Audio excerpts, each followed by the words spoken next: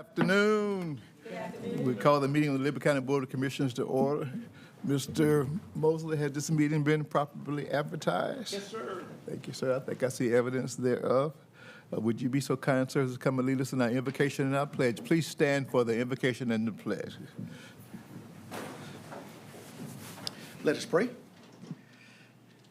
Most gracious and kind Father, we thank you for all of your blessings that you provide for us on a daily basis. We thank you for the rain we received. And now, Father God, we praise you and bless you and ask that you would give this deliberative body, Father God, the great insight and wisdom and knowledge they need to transact the business of the community. And we'll be so ever careful to give you all the praise, honor, and glory. For us in Christ's name we pray. Amen. Amen. I pledge allegiance to the flag of the United States of America and to the republic for which it stands, one nation, under God, indivisible, with liberty and justice for all. Thank you, sir. I apologize already. I want to make mention of Ms. Jessica Smith. Could I don't know if any one of you knew her personally, but Mr. Mosley, would you just give us a few words on her service, as you've heard, in the tax assessor's office, so we recognize her labor in Liberty County, Georgia? I don't need anything long, just if you would just bring that to our attention so that we let that family know that we're praying with them. Mr. Chair, members of the board, last week we were informed about the transition of Ms. Jessica. She was, from many of her peers and talking to her supervisor, she was a great asset to that department. She graciously greeted people and engaged citizens as they came in and provided them with information. And many of them have shared that she's going to be greatly missed because she lit up the office, and she was a great part of that office. And I understand because of prior commitments, I couldn't make it, but they had a great homegoing service for her, and she's going to be greatly missed. Great. Thank you, sir. Now, did we make mention, Commissioner Walter, of Jimmy Smith, the former? Yes, he was the chairman before. Yeah. He served with Commissioner Stevens, and he passed away, I guess it's been about 2 weeks ago. And they had his service in Hinesville, but he was a unique individual, and I read a little bit on his obituary that said that he actually had the phone company put in the phone book the original Jimmy Smith. He did. And of course, Mr. Floyd in the back there, he can testify that was, a pillar down there in that end of my district. So we will miss him. I will. I used to go by and try to see him 3 or 4 times a week. I did want to mention, and I'm sure Commissioner Thrift knew that she had lost a constituent last week, and I just Judy Mobley, Farrell Mobley's wife, passed away, and Judy was born in one place and worked here in Liberty County. I think she graduated maybe valedictorian of her class, but she passed away after a long illness too. And I think she had a daughter and 3 or 4 children, grandchildren. So just remember all of them. Remember everybody that's passed. I mean, I just sometimes sit up there and think about the ones that we just recently knew, but when we look back down the corner, we've got a pile of them that's been gone. So. Thank you, sir. I thought both of you all served with Mr. Smith. Yeah, you did? right. Okay, so you're good. I did Okay, not serve okay. I did. under Mr. Smith. I think I had come off the board for, I think that's when they staggered the terms for a 2-year period, and then I came back. And I think Sampy Smith filled in this spot. Right, he did. Mr. Chairman, the one thing I can remember about Jimmy and Sampy was one day when the two of them got up out their seat and they met right behind Commissioner Gillett, and I thought they was gonna swing at each other. But they didn't, but it almost came to blows. I will always remember that. But Jimmy Smith was one of the commissioners and chairman that helped to negotiate the trade between the Board of Education and the county commissioners for the land swap where the airport is at and where the complex is at 9 Midway. Okay. All right. Andy was real inspirational, Chairman Lovett, on the industrial park across I-95 on the left side of the road and back to the right off of 17. I think he and Alan Brown were on the board there and they negotiated that with paper company. So, you know, it's someone that you just can't forget them, you know. Yeah, a lot of people didn't get along with him. I got along with him. I considered him a friend. And I just think that, you know, we appreciate the time. We do say some good things and bad things about everybody, but I want to remember the good things about Yes, sir. We certainly celebrate their service. And I'll end this with this. Today I had the opportunity to attend the ceremony at Lyman Hall Elementary School where Lyman Hall and Buck Gwinnett were designated military flagship schools, which now all of Liberty County schools bear that distinction. Let's give Liberty County school system. One of the few counties in Georgia, the other county has a very, very small system, so it's much easier to accomplish that mission. Without 13 schools, much more challenging. So the state superintendent of schools gave Liberty County great accolades for achieving that destination. We're proud of our school system and that destination they received today, being the military flagship destination. All right. All right. Proclamations keep Liberty beautiful. Dr. Bell? Good evening, sir, commissioners. I am very excited to stand before you for not a proclamation, but some recognition of our volunteers. As you know, that we cannot do our job, Keep Liberty Beautiful cannot do their job without great volunteers, and you're about to hear about them.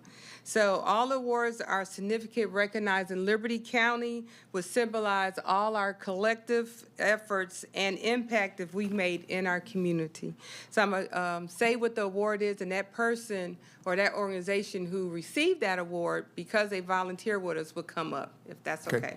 All right.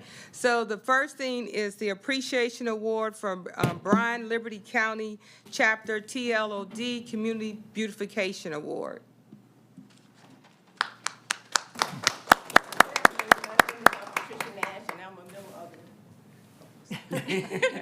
Good afternoon. My name is Patricia Nash, and I am a board member with Keep Liberty Beautiful.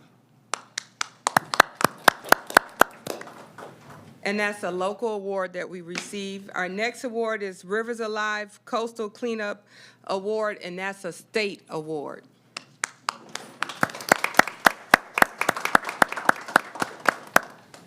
Good afternoon. My name is Latasha Burt, and I'm the president of Chi Pi Zeta chapter of Zeta Phi Beta Sorority Incorporated. Good evening, everyone. My name is Trey Searles. I am the chapter president of the Alpha Omega Sigma Fort Stewart chapter, Phi Beta Sigma Fraternity Incorporated. And then we have Rivers Alive K through Middle School State Award.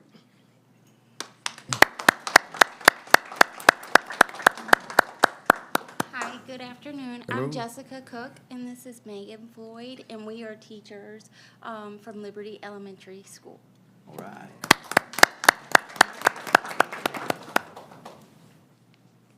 And then we have the Keep America Beautiful President Circle Recognition Award, and that's a national award. Yay.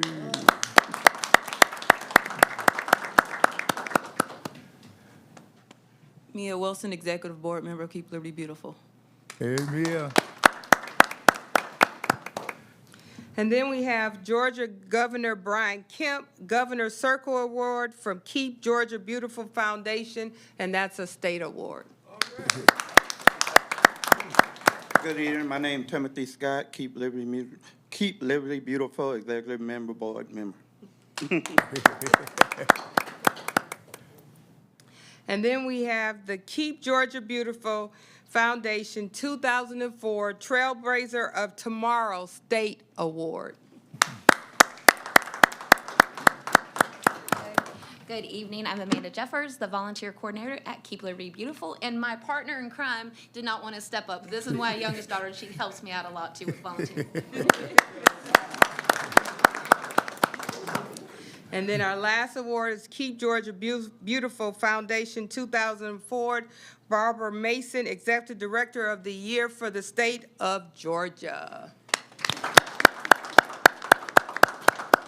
Good afternoon. I am Willa Lewis, and I serve as the board chair for Keep Liberty Beautiful.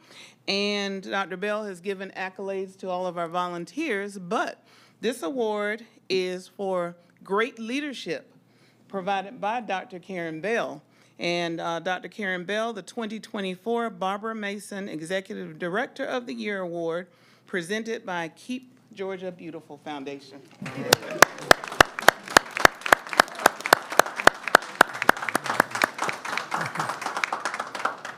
Was that the executive award that I read about? Or was that another? No, that's it from the state. Was that what you said? Okay. All right. Now, y'all want a photo op? Yes, sir. All right. Listen, come on, you guys. Stand behind us if you.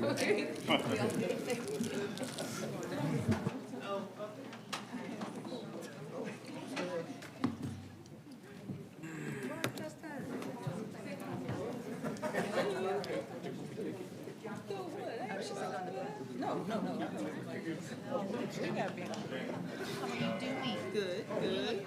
Well, thank you.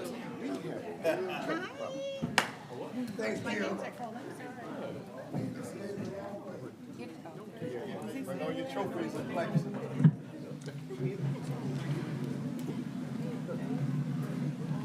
Okay.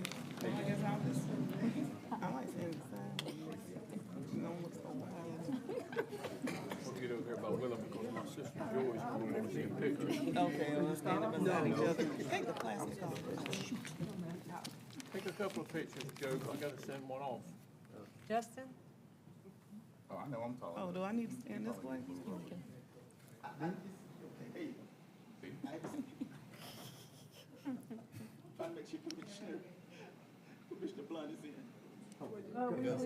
Okay, y'all gonna tell me when y'all shoot? I mean, we like to pose.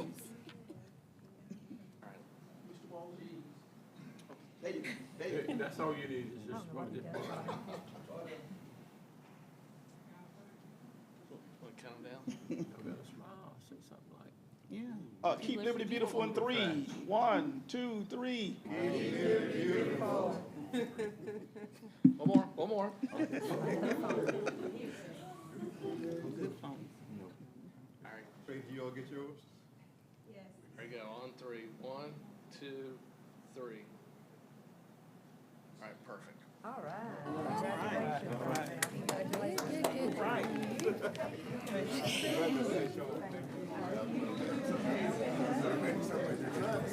There you go. Oh, came out all right.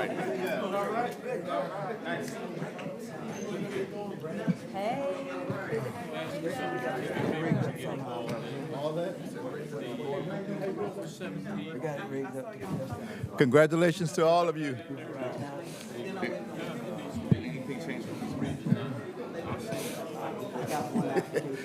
Putting the furniture back.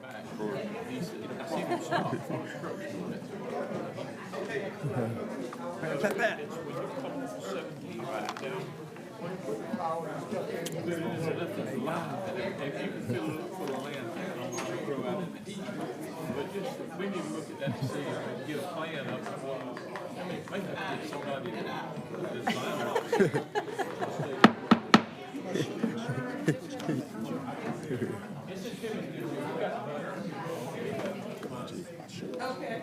All right, let's get on. Really good to see you.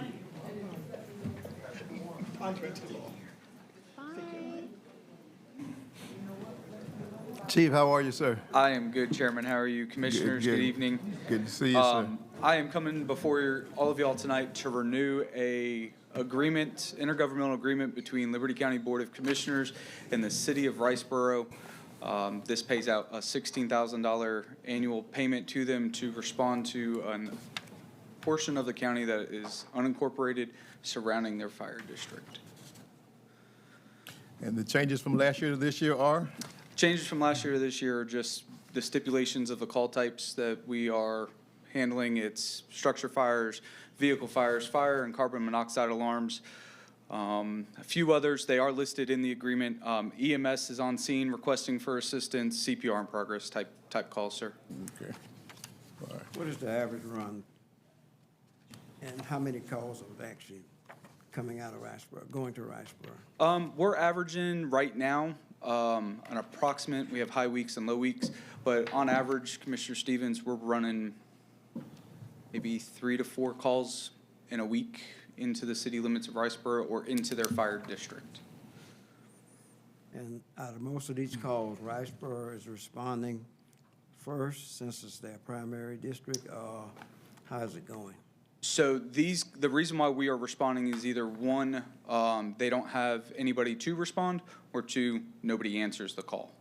And what is currently the practice is, City of Riceboro will get dispatched, and if 2 minutes goes by and there is no answer from their end, then they tone the next station, which would be County Fire. And we've been responding through this agreement. It would limit the call types and allow us to make the determination of the call types that we actually respond to. Because what is happening is, as we're going into the city limits of Riceboro, the Riceboro Fire's response district, we're leaving our primary district. There's nobody there. I mean, what, you mean, there's nobody at the station? They don't have it manned, do they? No, sir. City of Riceboro is still a volunteer agency, sir. So are we paying them per call? So that was a model that we tried 2 years ago, and we had both governments agree to it. The unfortunate side is the other side of the contract never actually submitted anything, and I was told that there was a fluke in the system, and they ended up getting paid out. So last year, we went back to just paying them the fixed rate, and this year it's back to the fixed rate. So, go ahead, Justin, sorry. So, Brian, if Riceboro runs 5 calls during the whole year, we still pay them that same amount? Yes, sir. And that's why 3 years ago I had suggested to go to a call paid per call. But yes, whether it is 1 call a year or 1,000 calls a year, they get paid the $16,000. And in it, whether it's 1 call a year and they don't answer it, and County Fire still goes and handles that 1 call, they still get the $16,000. Mr. Chair, I guess that was another question, because I know in the past, that's one of the main reasons why we went with a full-time fire department, because of some of the other areas. You know, you call 911 and the response wasn't, no one showed up. So yes, sir. I'm just trying to track why. And I mean, I understand this is how the contract was for last year, but if we're talking about a volunteer department, and obviously we held our end of the bargain, but you're saying that they didn't submit the information? That is correct, yes, sir. So I'm coming before you this year, no different than I do last year. I get these contracts up and done. I submit them to the city, and we've even had an extremely delayed response in getting signed contracts back. So one of my things that I spoke with Mr. Mosley about this year is to get it before y'all, give them ample time during the month of June to get this signed and executed as the contract goes live on July 1st. Should we not have the contract back on July 1st, 2 things happen. 1, they don't get the money. 2, there is an unincorporated area around the city of Riceboro that is going to have to be picked up by County Fire from a fire department that we don't have close by. Well, Brian, let me ask you a question. It's kind of like, I pay the city of Hinesville, and they've got a full-time fire department, and they make an agreement with the city of Flemington, but they don't send them any money. The city of Flemington pays the city of Hinesville money. Correct. So, I mean, because I don't have a fire every year at my house, I still got to pay the tax on it. Yes, sir. So it looks to me like that this thing is backwards. Yeah. I mean, I think it needs to be the other way around. They pay you whatever it is or per call, because I mean, yeah, Commissioner Stevens, there's a lot of people here. I just saw one of the older fire volunteers from down there today, and I just got to thinking, if you got a volunteer fire department and they don't show up, I mean, what good is it? Yes, sir. I mean, they don't even have to, but these people will qualify through the state for retirement if you're a volunteer fireman. That is correct, sir. And they can just sit there and say, well, I ain't gonna get you to call. So to clarify on that, sir, yes, in a way it is backwards, but the Riceboro Fire Department's response district is more than just its city limits. There is a surrounding border that Riceboro Fire Department picks up on the county's behalf. That is what the $16,000 payment is for. But what we are also running into is having to go into not only their district, but also their city limits and answer some of these calls. So Waldiville goes to Riceboro? No, sir. They don't. No, sir. And that's what I'm saying. You gotta bring a truck, the closest one you're gonna have is gonna be at Miller Park, and they gotta go all the way to Riceboro. That is correct. when Ones in Waldiville can do it. I mean, I don't want anybody's place to burn down, but, you know, if it's an unincorporated area, there may not be that many people in there living there anyhow, but I just don't know that this is not backwards. Me personally, I mean, you've got firefighters that are being paid by Liberty County, and people in Riceboro pay Liberty County taxes, and I don't know if they've got a tax down there or not, but volunteers are just exactly that. They can't go all the time. Correct. But if you're gonna have a volunteer firefighter, somebody needs to be on time. I mean, you got folks that don't even know where a lot of the roads are. I mean, Commissioner Stevens do, I've been around there, know the county, but there's some of them not gonna know where it's at. So we're gonna have to have a little bit different understanding on that. I don't support us giving them money in case they got to go do something. I mean, that's like paying for your car before it ever gets tore up, so. Yes, sir. And again, I will preface this, I have nothing negative to say about Riceboro. It is the volunteer department. They have full-time jobs, family lives, so they don't always have the ability to respond to the call. So I will make that clear. I'm not in any way, shape, or form saying that they are disregarding their duties or responsibilities. But this is why 3 years ago, we tried to go to the paid per call, because if we did go into their area at the end of the year, what money wasn't paid out basically could get moved over to do fund balance for our additional cost of fuel and expenditures going down there. Well, what would be the difference then, Brian, they've got a fire station down there. I mean, just say, hey, we'll contract with the county, and you send 2 people down there, on a shift. That's, I don't know that that's a good way of doing business now. It may have been done that way from time to time again, but Commissioner Thrift's got them. They're, Midway supposedly has them, and I know we did everything in the world to try to make that work, but. Yes, sir. This fire situation has gotten to where they say, well, we've got a fire chief in the county, we've got new trucks, we just sit back, so. Yep. Yes, sir. Of course, it's Commissioner Stevens' district, but I'm gonna tell you, looking at it as a taxpayer's dollars, that money is, I don't know, it has to come out of the general fund. It does, yes, sir. And that's what is a little bit bothered, that you got people that were sitting here in the city of Hinesville, city of Flemington, and Allenhurst and Waldiville, and they see another area of the county that's just like us, but it's Liberty all the way to that McIntosh County line. It's, you're gonna drive, you gotta put gas in it. Yes, sir. So I just think it's, we've grown, they've got one of the largest, plants that's down there, and they're fixing to expand, so there ought to be an opportunity there for that to happen. Yes, sir. You ought to let somebody else talk about it. Well, I do have a question, Mr. Chairman. Chief, I was just looking at this in the first paragraph. It said providing fire protection. And is that all this agreement is? I mean, what about first responder? What about traffic accident at Barrington Ferry? What about someone needing it is 911 or it is the full encompassing of the 911 system. Everything that we provide. Yes, sir. Along with fire. Yes, sir. Okay. It is. And I guess with them having a volunteer fireman department, I guess they do pretty good, but they not gonna roll on a traffic accident, are they? Not their fire department. Oh, they do. Yes, sir. Yes, sir. If they got someone there. Correct. That's the if. And if someone needed medical assistance, their volunteers go to that too? Yes, sir. If they're available? Yes, sir. They do. It's a full encompassing agreement with it for call types and things like that. So there is no change. That fire protection is just a very broad statement. But this agreement's been in place now way before my time, so it pre-exists 2013. And it's just been continuous every year. Now, we used to have them with multiple cities. City of Riceboro is the last city that we have it with. Well, I mean, I don't know how many accidents they have down there. I don't know how many calls for medical assistance that they need, but if we are supporting them,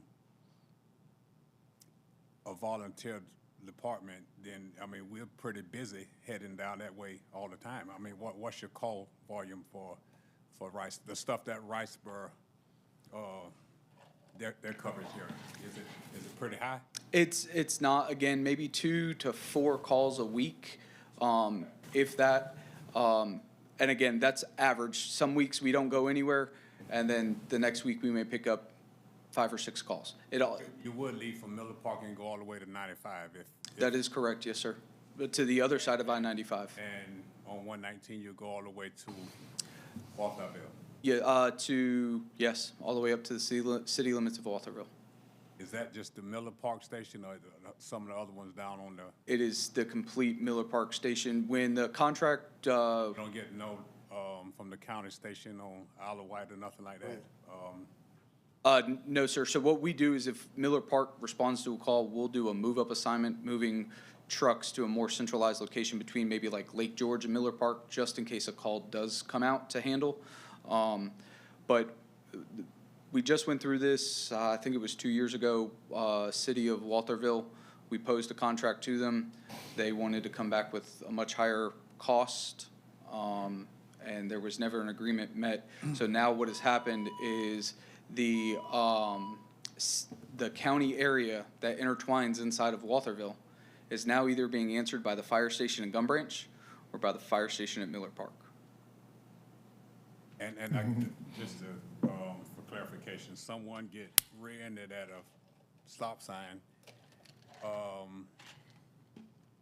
the Miller Park station would go there. That is correct, yes, sir. Wow. Brian, And we pay them $16,000 so they don't have to go. No, we pay them $16,000, well, yes, sir, in a way, they get paid $16,000 to cover that unincorporated area around their city inside of their fire district. Or we go if they need us. Correct. We go if they need us, or we go if they don't answer. I want to make sure I'm tracking. I'm sorry. Go ahead. This contract is for their coverage of the unincorporated Right. That is area. correct. So we got Not two separate- inside the city limits. Yes, there's two separate things here now. Yes, sir. All right, all right. Even though I hear what we're saying about. So a perfect example is Hampton Island, or not, yes, Hampton Island. Uh-huh. Hampton Island is completely unincorporated from my last time I recall. It is. So all of that is unincorporated Liberty County, but we are paying the city of Riceboro Cover Fire that. Department to respond to that area right. should something come out. Now, if they don't respond, if they can, yes, sir. If they don't, then we do send county assets. So it is 2 different topics. The contract is for solely talking the unincorporated area.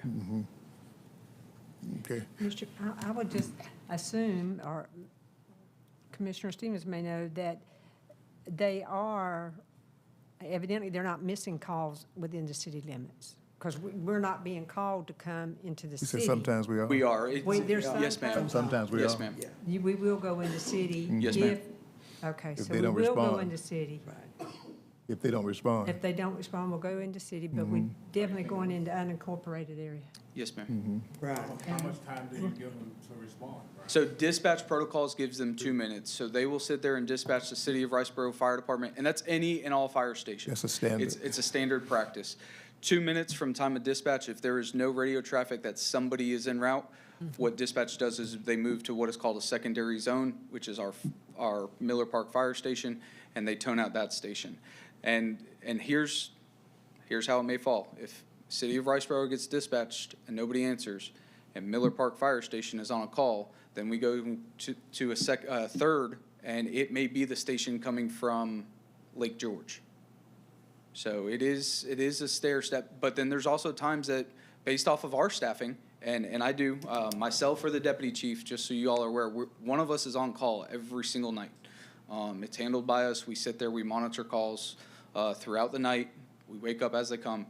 If we see that staffing and truck statuses are not there and we're being requested to go into somebody else's district, we will decline going in that area because we can't leave our primary area completely uncovered.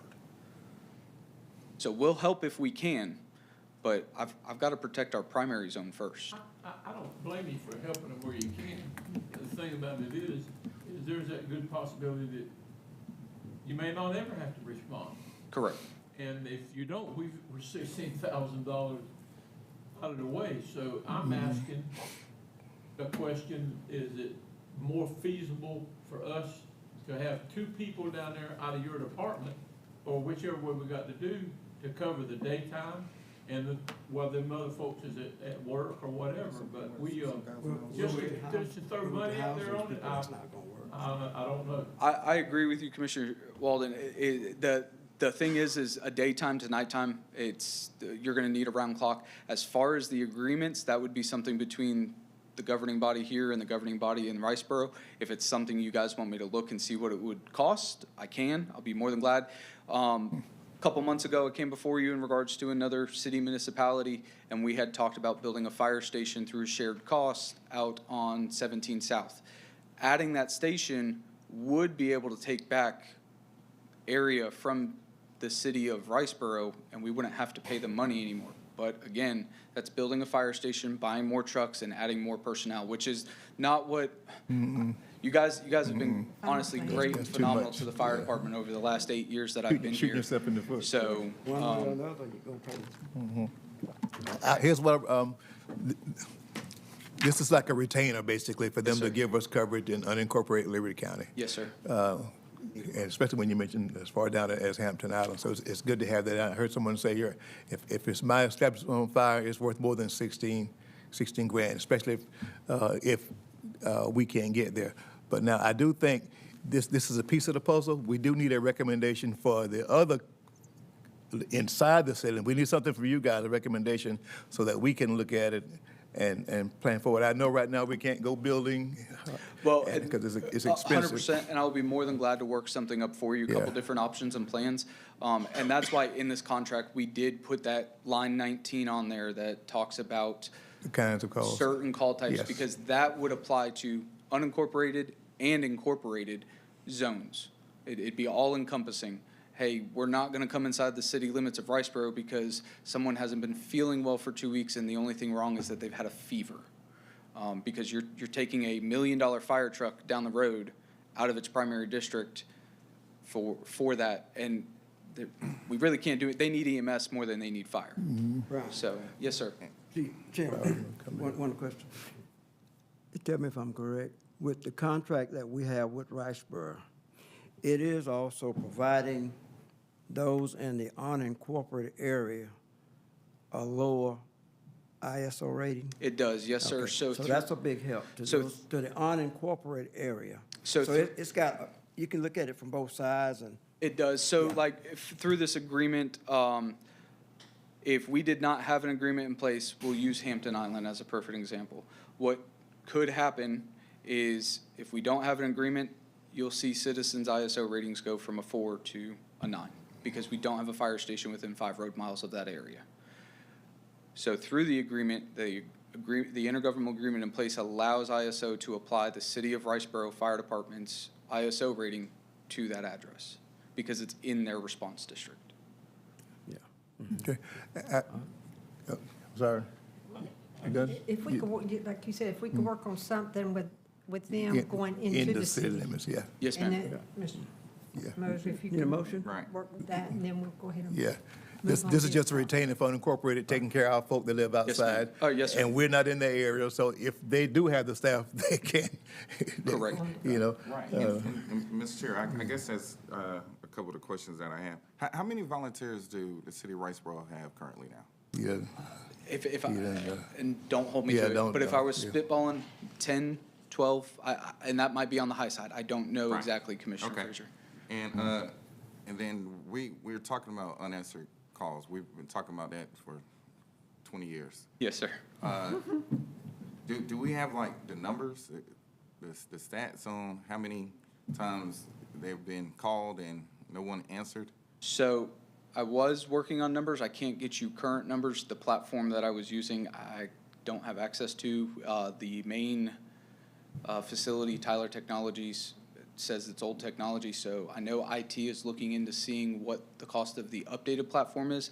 So even if you turn to me and ask me what our numbers are for Liberty County Fire, I can't pull them because we don't have a platform to pull them from. For instance, it took me over a month to figure out what the costs were for the city of Midway for the month of March to get a bill to Miss Samantha. I just got that bill to her, I think it was either the end of last week or the beginning of this week for the month of March, because I'm having to print every single sheet, find every single, and run manual data because our electronic platform is now obsolete and no longer in service. So you're telling me from the 911 standpoint, there's not categories where we could find out, okay, just like you were saying, if someone is having a heart attack or something, cardiac arrest in Riceboro, we have no type of way to track the calls. We are tracking it in a method now, but during the time of that platform going down up to now, I have no data. Okay. Because EMS ought to be having something like that. So EMS probably has it because of they're running the calls, but if we're not running the calls and they're answering them, I can go back and tell you what we've answered inside the city limits, but I can't tell you how many times we have been requested, because again, there's times that we get requested and we don't go, which does not generate a report. And then there are times that we get requested to go and it does generate a report. I can do that, yes, sir. When did this technology go down?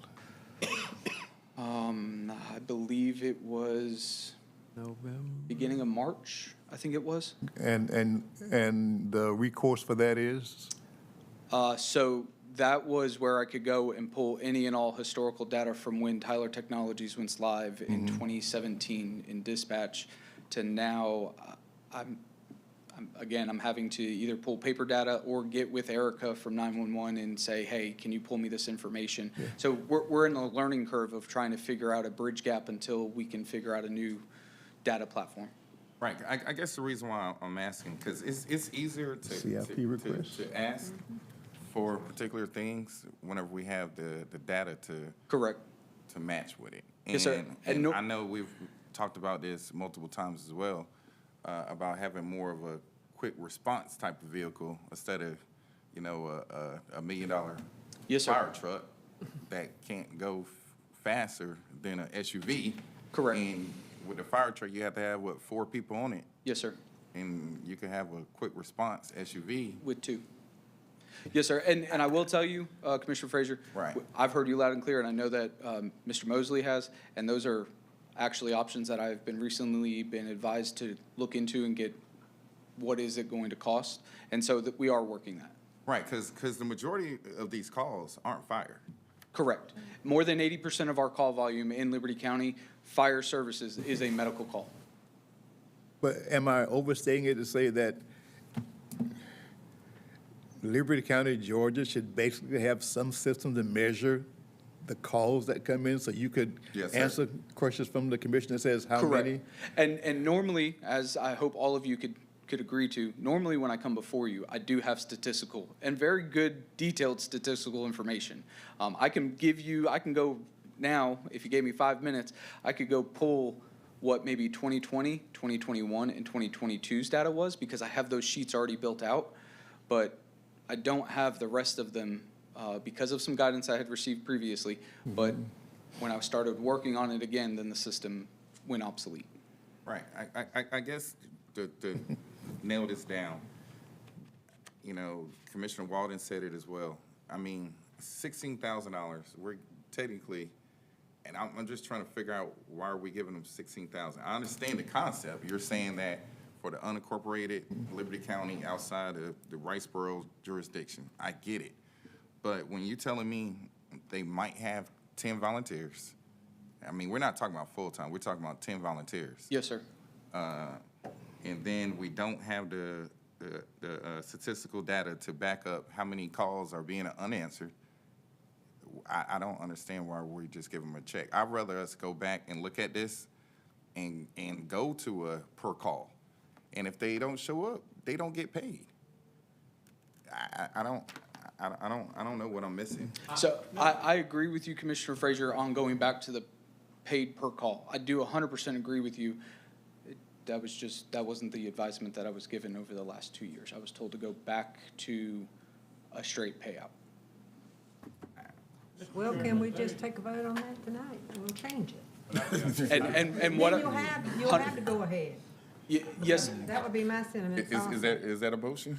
I mean, Commissioner Thrift, what I can do is the verbiage will be the same. There is a set verb that Kelly Davis has once looked at before, and I still have a copy of the old contract for the paid per call. I will be more than glad to get that back up to Mr. Mosley, if that's the route you want the contract to say. But it's not changing much of the verbiage outside of how the payment process is taking place. I would make that motion, Mr. Chairman. That we get to have him look at that and bring it back as a paid per call. And then we can compare maybe.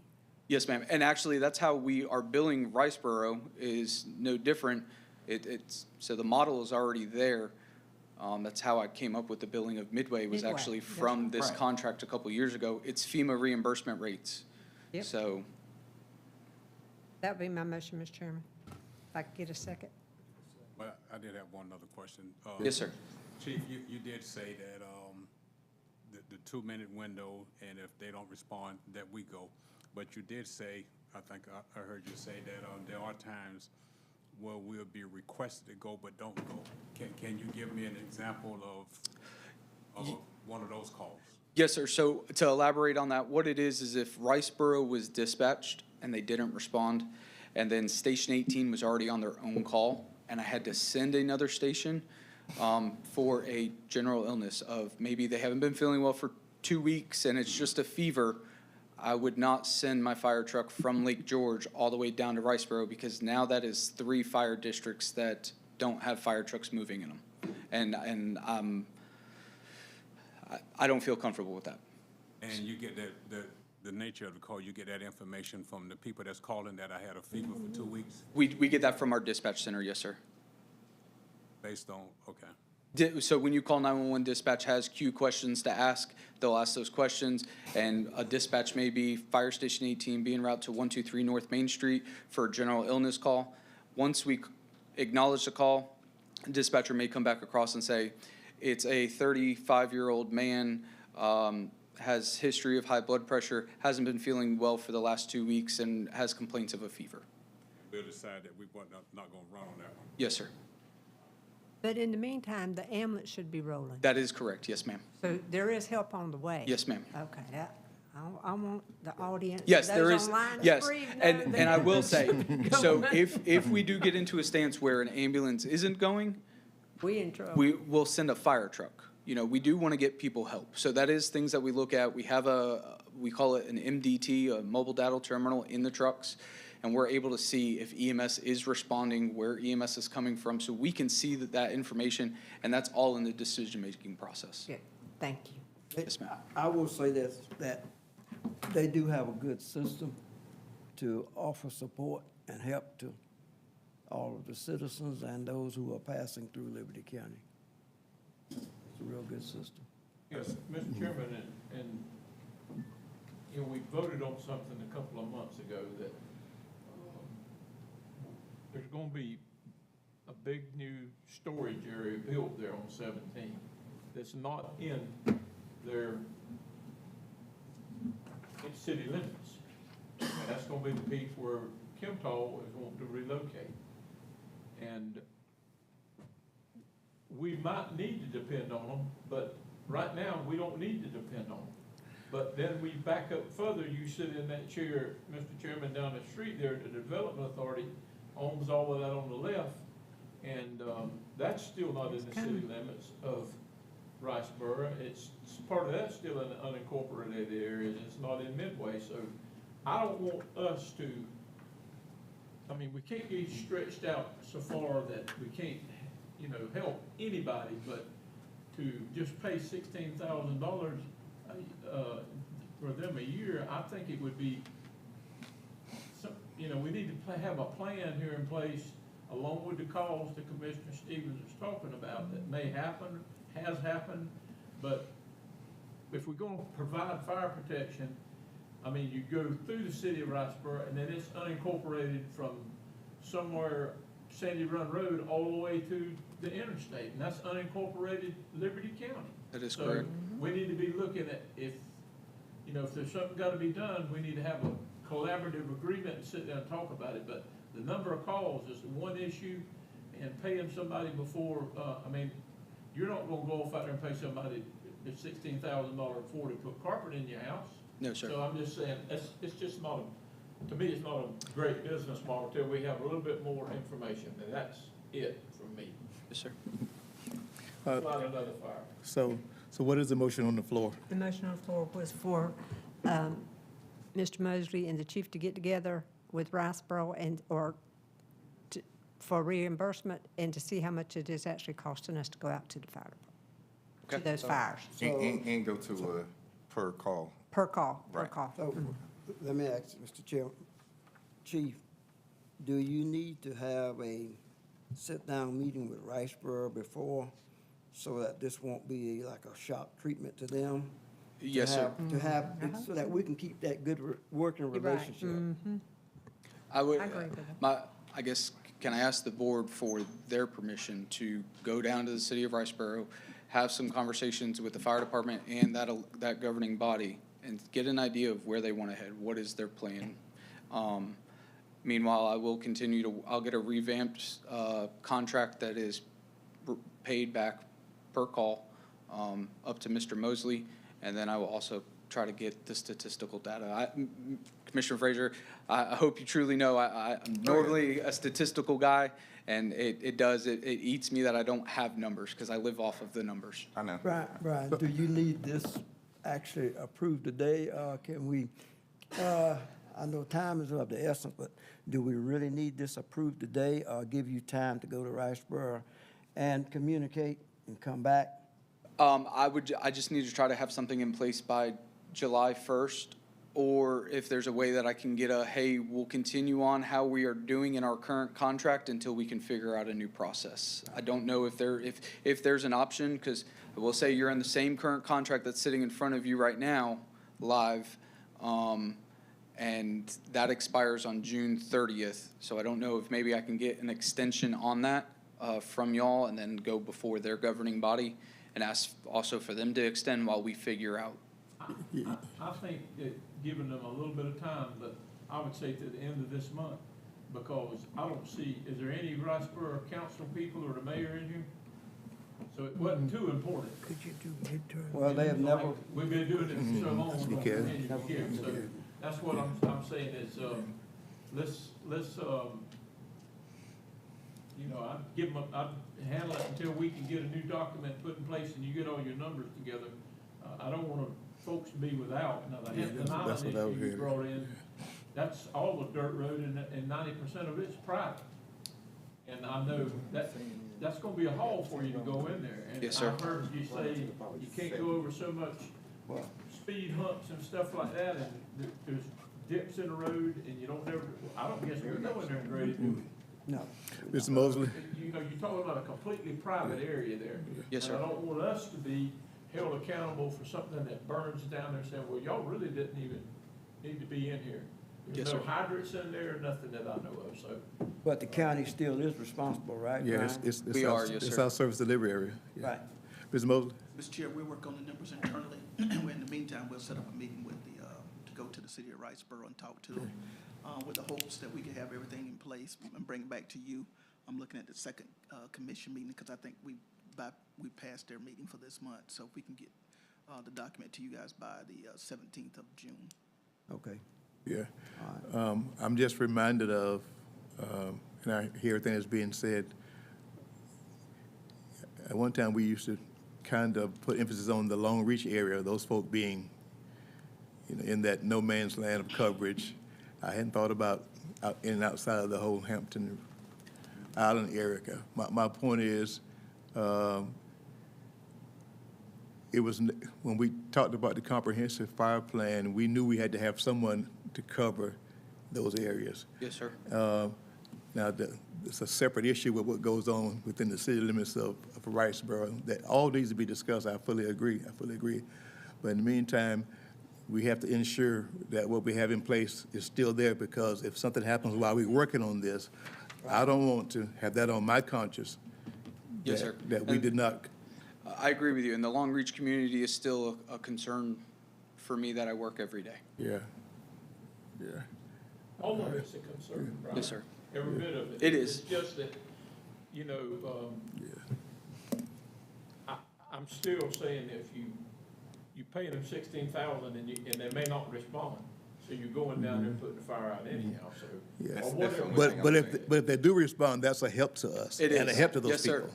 Yeah. And we should pay them for the ones that they respond to.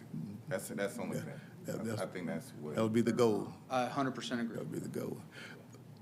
But That I would be the think goal. we, you know, But, I'm sorry. But, you know, be ready. Commissioner says, not you. Suppose that's not the agreement. Then your folk are going to have the responsibility Run all the way. to run all the way. Yes, sir. Listen, I guarantee you they probably doing it anyway. With all due respect, we had, you said 10 volunteers. Approximate, again. I know, Yes, sir. I'm just saying. Yes, sir. We've been talking about volunteers for forever. And what I'm saying is, the most volunteers are of age. I don't know, that's probably the best way I could say it. And they not going. Yeah. All right, motion, as stated by Commissioner Smith, we'll move forward with that. All in favor? I think I did it. Did you have a second? Got a second. All in favor? All right. Bring it back as quick as you can, please, sir. Let us know what we need to do to help support that. Yes, sir. All right. One more thing before you leave, though. Okay. Yes, You ma'am. are getting that platform. Is it in, Yeah, what, did you get that approved? I mean, did you make a request to replace that technology that's? help you with that technology? So I do know that it is being, I believe, investigated by Clint Stanley and Erica. Erica knows more of the platform that's needed, but I do know that she has spoke with Clint Stanley to get with Tyler Technologies to find what that platform is. Okay. I don't I know want if there's a you to have cost. It rings or a anything. familiar bell, but I can't do this. Sam, do y'all remember? I remember that conversation about them needing some new technology, but I just don't remember the specifics of it. But somebody bring that back to us, find us where that is. I want to make sure you're working on that, because you are a numbers guy, and I want you to Yeah, continue. we need you to have, yeah. Yes, ma'am. Yes, sir. I made Commissioner the motion- Frazier. Commissioner Thrift did, I made the motion, and and Commissioner Stevens seconded. Oh, I thought Frazier did. No, that's. he did the first time. All right. And we All right. talked again. Okay, sir. All right, Thank you all very, very Thank much. you, You have sir. a good night. Thank you, sir. All right. Item number Finance, Ms. Roberts, a public hearing for 2026 budget. Richardson, call you Roberts, Ms. Richardson, I'm sorry, I apologize. Chair, take a motion to go into public hearing to discuss. So moved, Mr. Chair. Second, Second. all in favor, show of hands, please. We're now in public hearing to discuss our annual budget. Good evening. Hello? I was just going to say, I appreciate the, yes, sir. the procedure that we use. I thought it was very fruitful. You gave us a more concise way to do it, and we appreciate that. But we still had input, able to sit down and have direct conversation with some of the departments, and that was beneficial as usual. But a lot lies ahead, based on what the digest does. So Yes, sir. we'll see. But we've done a part A, the major part of it. All right. And I just want to say, if there's anybody from the audience that wants to speak for the public hearing, we do have a sign-up sheet in the back. Okay. And otherwise, I'll continue on. I like that look. I know you like that, don't you? Man, I was about to say, man. Somebody likes that. Well, look, nice. It's not working. You can just swipe over this one. Okay.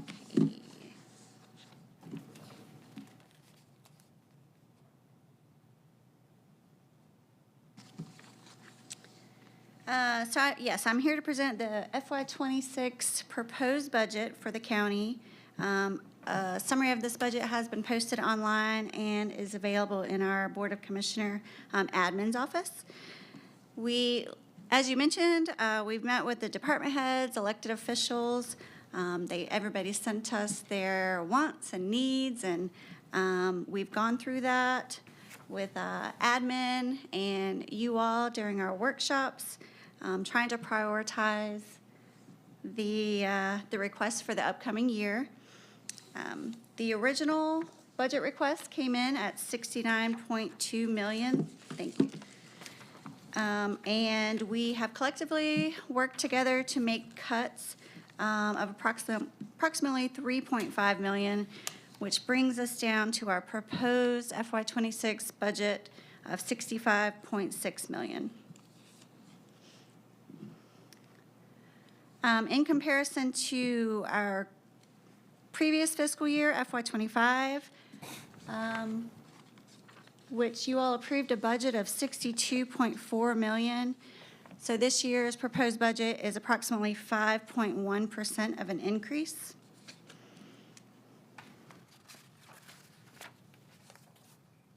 This slide shows a summary of our general fund revenues broken down by category. And as you can see, our property taxes, which is all of our ad valorem taxes, certainly the largest source of revenue for the county. This year it makes up about 62% of our total revenues proposed. Because we do not currently know where the tax digest will come in this year, the county's taken a very conservative approach to estimating the total amount of revenue we expect for FY26. But once that final digest does come back, we will certainly take another look at the budget to determine if there's any budget amendments needed.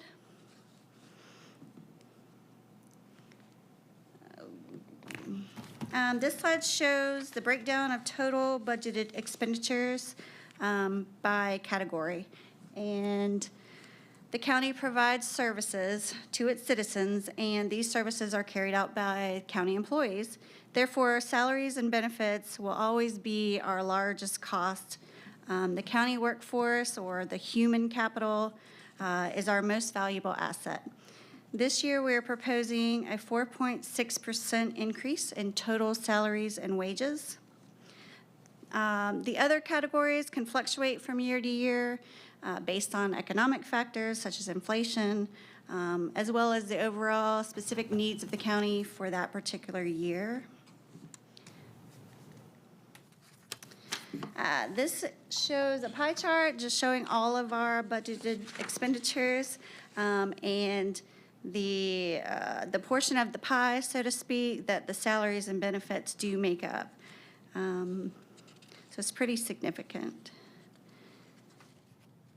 Let's see. If you take the same budget and break it down by function, public safety makes up about 44% of our total general fund budget. That is pretty significant. It's just in line with the prior year, where it was approximately 43%. This includes everything from sheriff, jail, EMS, fire, animal control, coroner's office, and a few others. But by having public safety represent the largest piece of our expenditures, this demonstrates the county's tremendous effort and your dedication, making sure all of the citizens of the county are safe. And comparing the prior year percentage breakdown, everything is pretty much in line with how it was last year as well. There wasn't anything that FY26 is anticipated in FY26 that will skew this in any kind of way. Also, I've broken down total proposed expenditures by the classification of services defined by the state, and these are mandated, essential, and discretionary. Mandated services make up approximately 52% of our total budgeted expenditures, followed by essential services, 47%, and discretionary coming in at 1%. And then this slide shows examples of our mandatory, essential, and discretionary categories. And believe it or not, the fire, EMS, yes, sir. Oh, yeah. Okay. Yeah. those are Fire, just- yes, sir. Yeah, that's what I was saying. Those are essential, but they're not mandated. Yes, from sir. the Correct. state constitution. Absolutely. Same with the road department. And you all put a lot of work and effort in building those things for the county, and it certainly shows. And let's see what else. Currently, the proposed new personnel and benefits is approximately, I've lost my place, 1.17 million. The majority of this is implementing a COLA for all county employees. This is 909,000. Additionally, there are new personnel slated to get hired 7/1 or shortly thereafter for the road department, the sheriff's department, and animal services.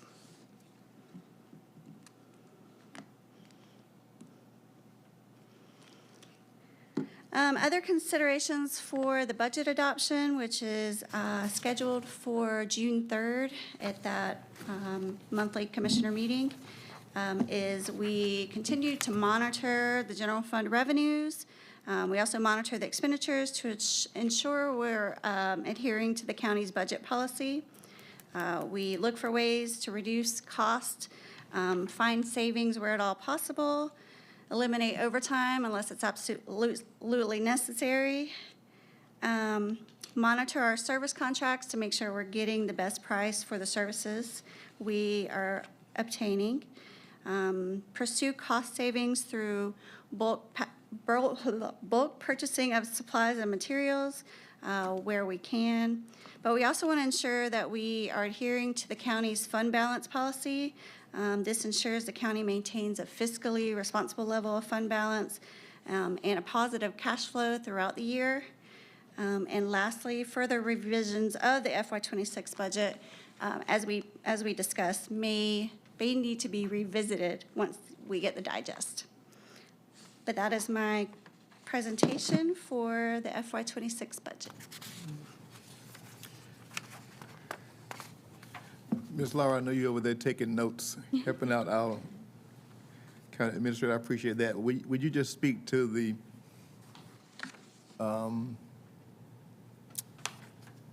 impact of COLA, for our staff?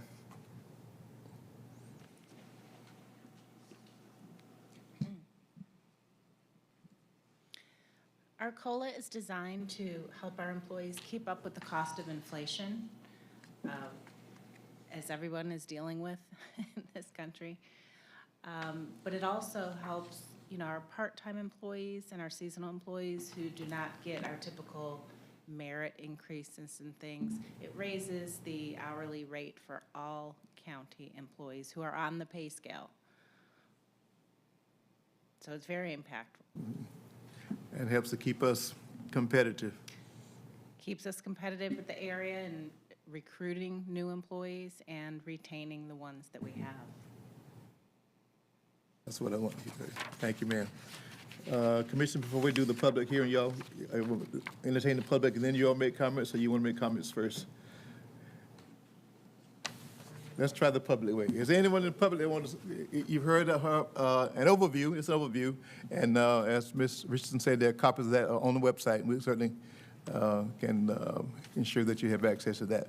But at this time, what's always done, you are on this phase of the budget presentation. We've done received the requests from all the departments all over the county. How many employees, 5, how many do we have on our umbrella? We have about 800 active employees. 500 of those are full-time. Okay, all right, and those are people, those are people, ladies and gentlemen, that generally live and work in your community. All right, anyway, and the department heads who give their department requests for computers and Help me out, y'all. Technology, you just heard the request for technology. And then we have heavy equipment that we need. All those things happen, and we try to set those in separate funds. So we look at all those requests, and we go through, and we, can I say whittle them down? Yes, sir. It's a country term. As we get the projected revenues to ensure that we have a balanced budget.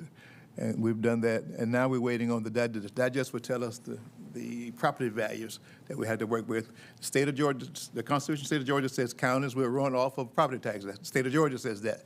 Liberty County Board of Commissioners didn't say that. The State of Georgia says that. Yeah. But we've got to get those numbers in from our tax assessor's office. We see what they are. In the meantime, we have to set our budget and advertise it.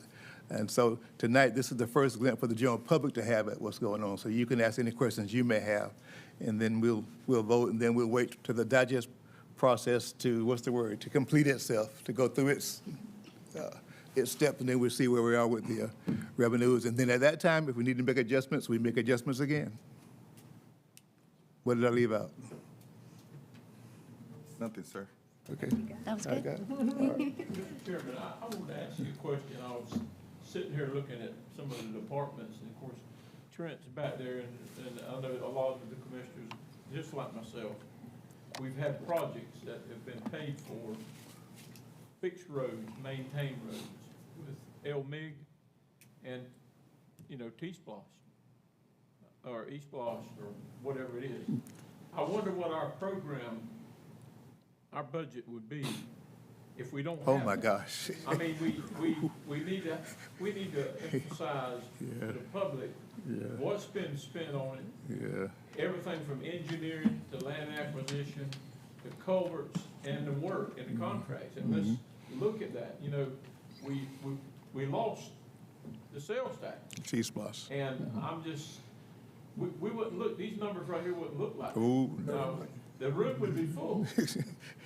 The streets would be I'm just full. saying there's areas here that I think we've cut, and we may need to whittle down some more. I don't mind telling you, but there are things that we've done with sales tax money that benefited cities, the rest of the county, unincorporated and incorporated. But I think that's something that, I don't want a pat on the back or nothing. I'm just saying we need to. It's the reality of it. We need to talk about that and bring that up, when people are talking. Commissioner Stevens does work, Slam to the Coast. I do all the way to Mr. Blunt's, and then I help the city wherever I can help them at. And that's Flemington and Hinesville, and if somebody else needs help, I try to help with it. So, playgrounds, things like that, where everybody want to be involved in it because it improves the quality of life. But It's the most fairest tax there is. Huh? It's the most fairest tax there is, the sales tax. Well, yeah, it is, but it's just, you forget about it because you don't talk about it enough. We talk about it when it's, time for the election time, and I think that needs to be added, but. Okay. Samantha, Yes, I sir. know, and the new personnel, and I think I was able to make most of all the meetings, but all of them, and I don't know how many that is, 10, 12, whatever that number is, are all of them slated to start the 1st of July? Yes, sir. For these, it's 6 employees. Yes, sir. 6? Mm-hmm. Yeah, and I guess the reason I was asked that, I know that we always reserve the right to wait and see what the digest is, and, we got a projection, we hoping that it works out. Yes. But we've always reserved that right, and whatever that is, then we would make an additional cut if we had to. Yes, sir. And since personnel is a big part of the budget, and we done already put them to work July 1st, but whether they budgeted for July 1st, whether they actually start work on July 1st or not. Sure.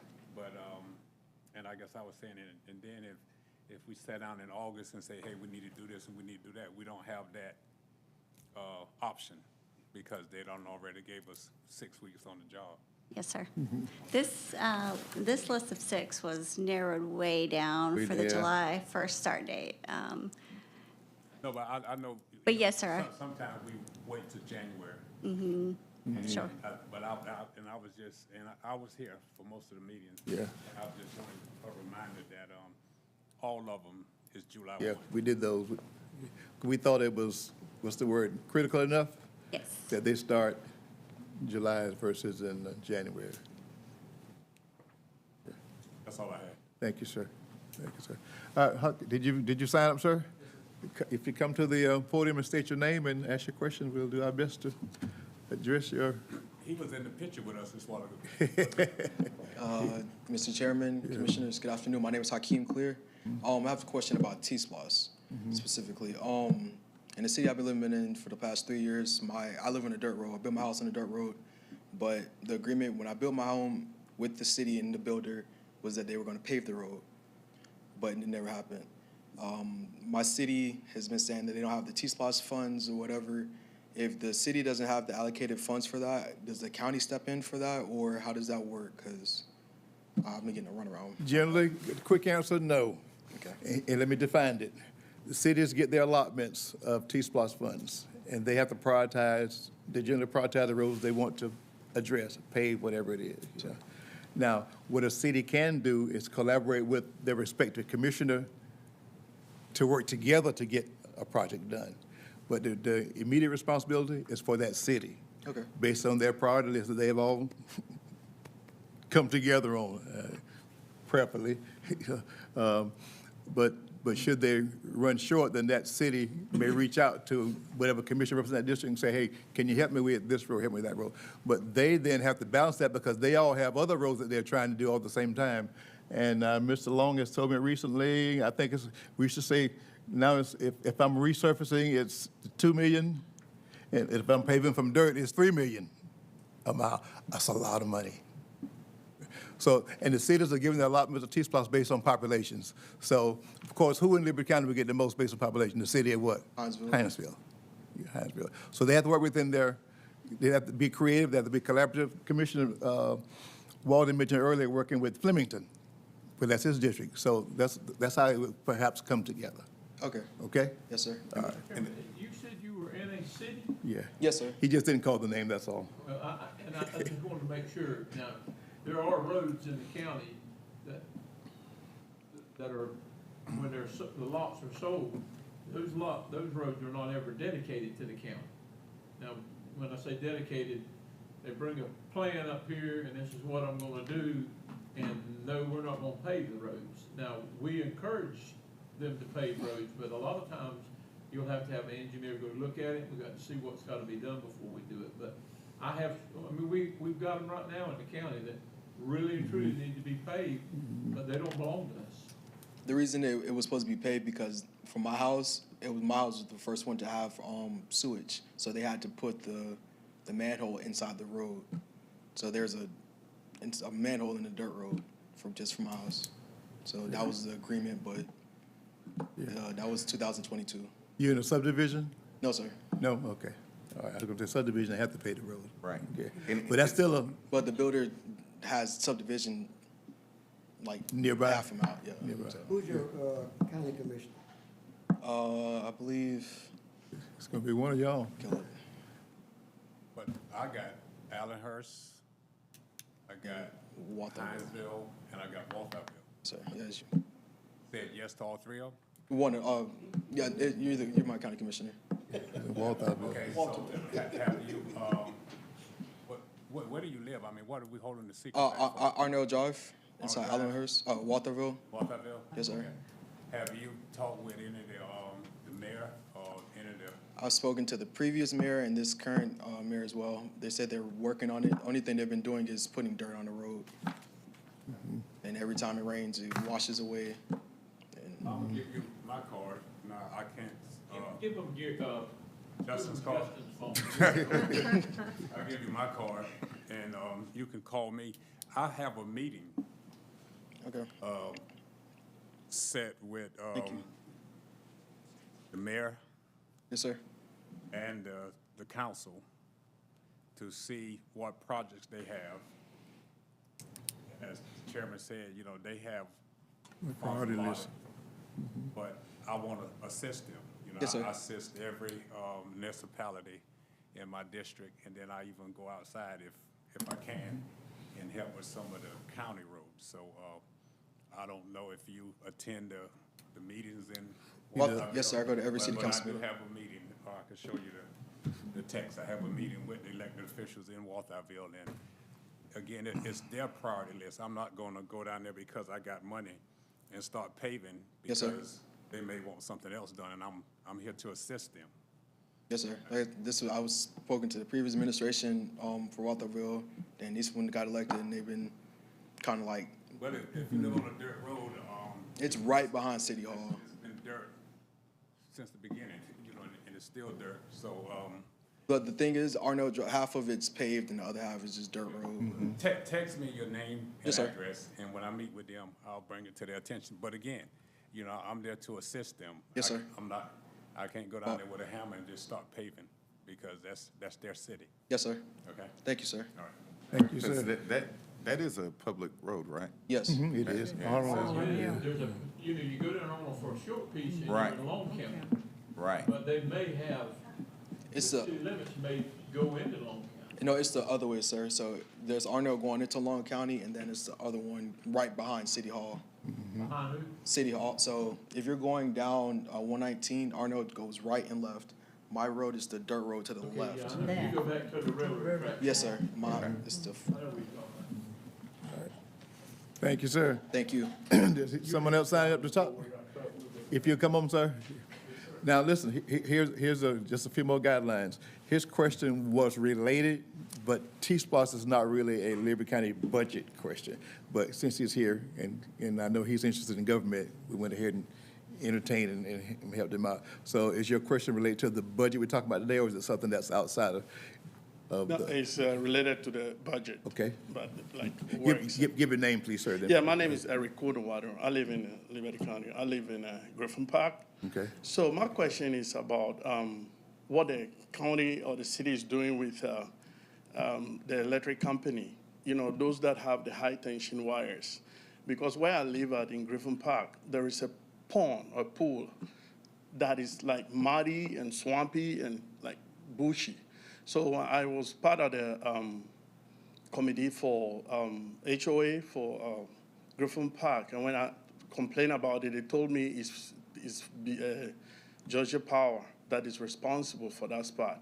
And what happens is that there's a lot of snake and stuff in there, and the kids playing around all the time, but they never take care of the swampy spot because it's located under the high tension wires. So I want to find out what, with the budget being read, whether there are allocations for stuff like that to be taken care of. Yeah. It's underneath there's a pond underneath the power line? Is that Yes. and I guess that would be, they had gotten an easement to put the power line in. But Canucci has some of that. Do you mind, do you pay Canucci or do you pay Georgia Power? Georgia Power, You pay Georgia Power? yes. Because I could help you with Canucci, but I don't know who you would. I think what you're talking about is the wooded area underneath the power line. Correct. He said a And pond. that's their right of way. A That pond. belongs to Georgia Power. That's- Correct. and So,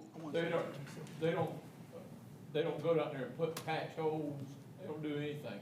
If it rains and it gets so deep they can't get in there with a boat, those guys will walk to those towers to climb them. But typically, there's no work underneath power lines like that right there. It belongs to the Georgia Power Company. It don't really make no difference if it's, you know, that's theirs. It's kind of like, we own that and that's fine, the way it is with us. Now, if you got mosquito problems, you're in the city, right? correct. Griffin Park, then, you know, you might stop by Commissioner Gilbert's place. Yeah, I and guess I get didn't the- give him my card too. He didn't say nothing about mosquitoes you're talking about. Yeah, Mr. Chairman, what my concern, there are mosquitoes too, but my concern is that at least if the place is weeded and the swamp or the mud is taken out and made like a normal pool or pond, that are in the other neighborhoods, that would be ideal, but what is neglected, nobody cares about it, it's just, They normally, I know Canucci comes by every 3 to 5 years and mows, but other than that, they're not coming out there to make it pretty. The thing, the best thing for that, and again, that's not related No. to this. Griffin Park is in the city of Hinesville. I think, Councilwoman Vicky Nelson is your council member. correct. Mr. Kenny Howard is the city manager, and Carl Rouse is the mayor. I'm the public works director, but if you're talking about open ditches, like if you're talking about coming in off of 196, coming into Miles Crossing. Correct. Yeah, It's on Mile Crossing. Yeah, where those ponds On both sides of the road? are maintained by the HOA. Correct. Yeah, there's a homeowners association in there, and I think, Dryden Enterprises, built those houses, and maybe they're the one that oversees the HOA. I'm not sure, but even if you have a HOA, the city, and I'm the public works director, we wouldn't do that. But, you got my card, give me a call, and I'll try to put you in touch with, the city, or the Department of Inspections, Code Enforcement. Mr. Dryden and I are good friends, and, we'll see what we could do to address your concerns. Now, one thing about snakes, they kind of live where they want. I saw one crossing the road the other day, in a pedestrian crossing, so, you know what I mean? That's what snakes do. They kind of have a mind of their own. And you wouldn't know this, but it works this way too. The city has its jurisdiction and the county is. We don't go into the city unless we get invited. We can't just go in and do things in the city limits. That's just jurisdiction. That's why he's saying he'll direct you to whomever can give you assistance. I need to find out what the issue is. Yeah. Yeah, you're right. Yeah. Remember, man, People think that we can just go anywhere, but you can't. Exactly, that's what I That's thought. what the lines are for. That's But what the see, lines. I tried to put a speed bump down. Yeah.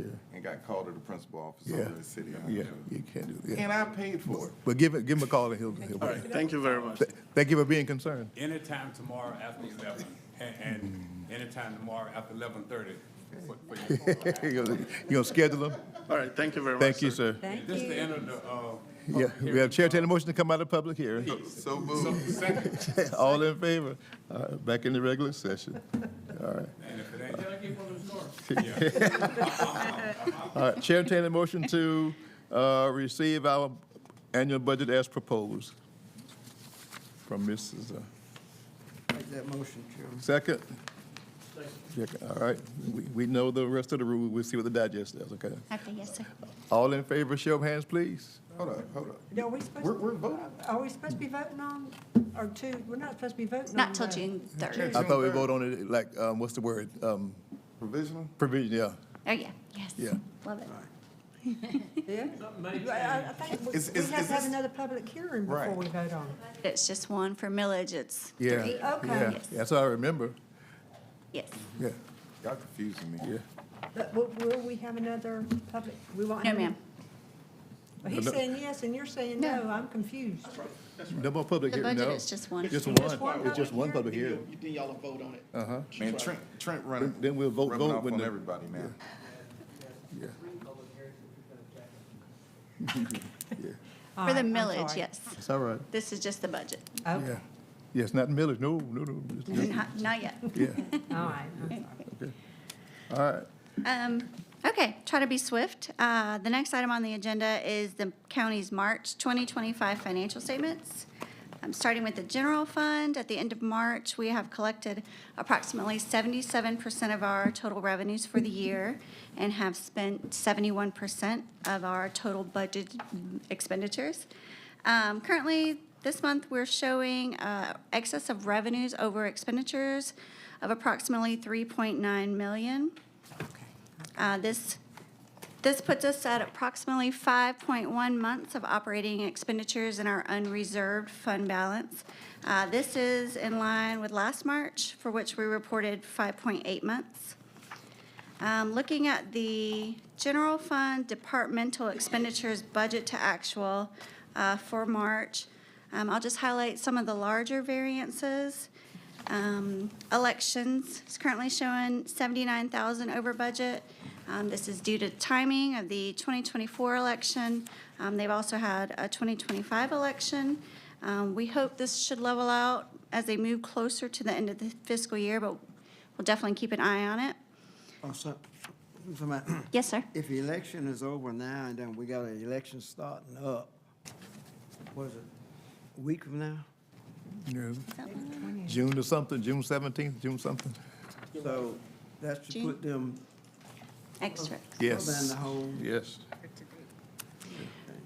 We were able to bill the Board of Education for the East Bloss election, so That might help. that to will offset offset. a lot of it, yes, sir. Okay, all right. For risk management, 551,000. This is solely just timing. Every January, we are required to pay a lump sum pension payment to ACCG, and there will be no additional payments, lump sum out of this department at least, for the whole fiscal year. So we're right on target with that. The Sheriff Department, 49,000. This is showing ahead of schedule for contract labor and a little bit for electricity. The jail, 188,000 for the month of March. This is primarily related to that food contract for the inmates. This has increased from the fiscal year and will most likely push them over budget for FY25. Did they go up like midstream, mid-year, the I- food services? Or I we didn't think- budget enough We didn't budget enough. for food? So I did we thought, budget? we did the cooking inside the jail. Is it a contract? It's a contract. It's a contract. Yes. Contract, So okay. did we take care of this, for the 25, 26 budget? Yes, sir. Yes, We sir. made the adjustment. Okay, okay, good. Other financing uses, 576,000. This is for FY25 bond draws on the FY22 bonds. These were originally recorded in the general fund, so their expenditures run through our operating budget. For solid waste, turning the page. At the end of March, the solid waste has a net loss of approximately 163,000. However, this is down from the previous month, where we showed a $349,000 loss. The loss is coming down as we are collecting more of the solid waste assessments. To date, we've collected 67% of our total budgeted revenues and spent 71% of our total expenditures. And I might mention, Mr. Moses is working on a reconfiguration in the inspections office so that we'll have extra attention given to this. Out of curiosity, though, I'd like to ask Mr. Sharp, what the rate of collections are looking like from that office. Can we just get that number?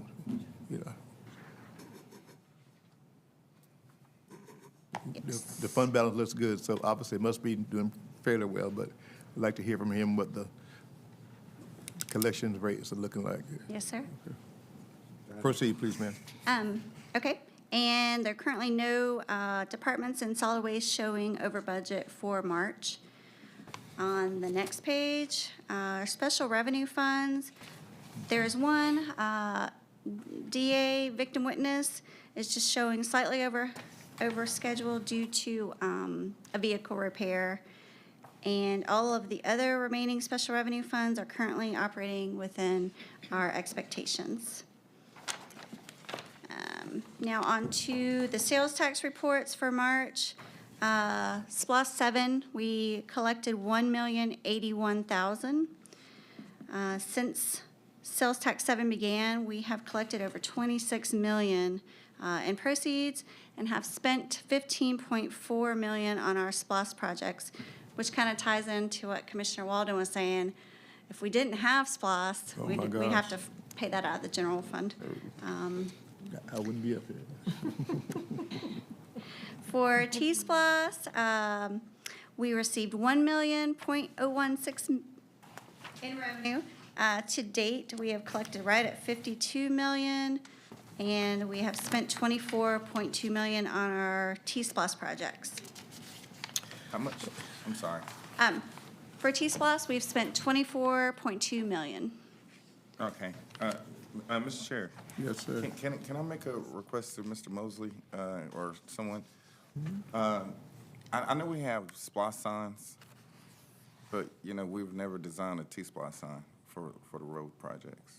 I'm assuming you're on it, let me guess. We'll do that, sir. All right. Because we don't. And we never did do T-Splosh signs. And this concludes my March report, but I'd be happy to answer any questions. I just have one. The Justice Center, the debt service on that, this is the final round of that, right? It will be on paid SPLOST? off with SPLOST 7, yes, sir. Okay. So that means we should have some allocated money towards something more for the community involvement, right? Patience is a virtue, man.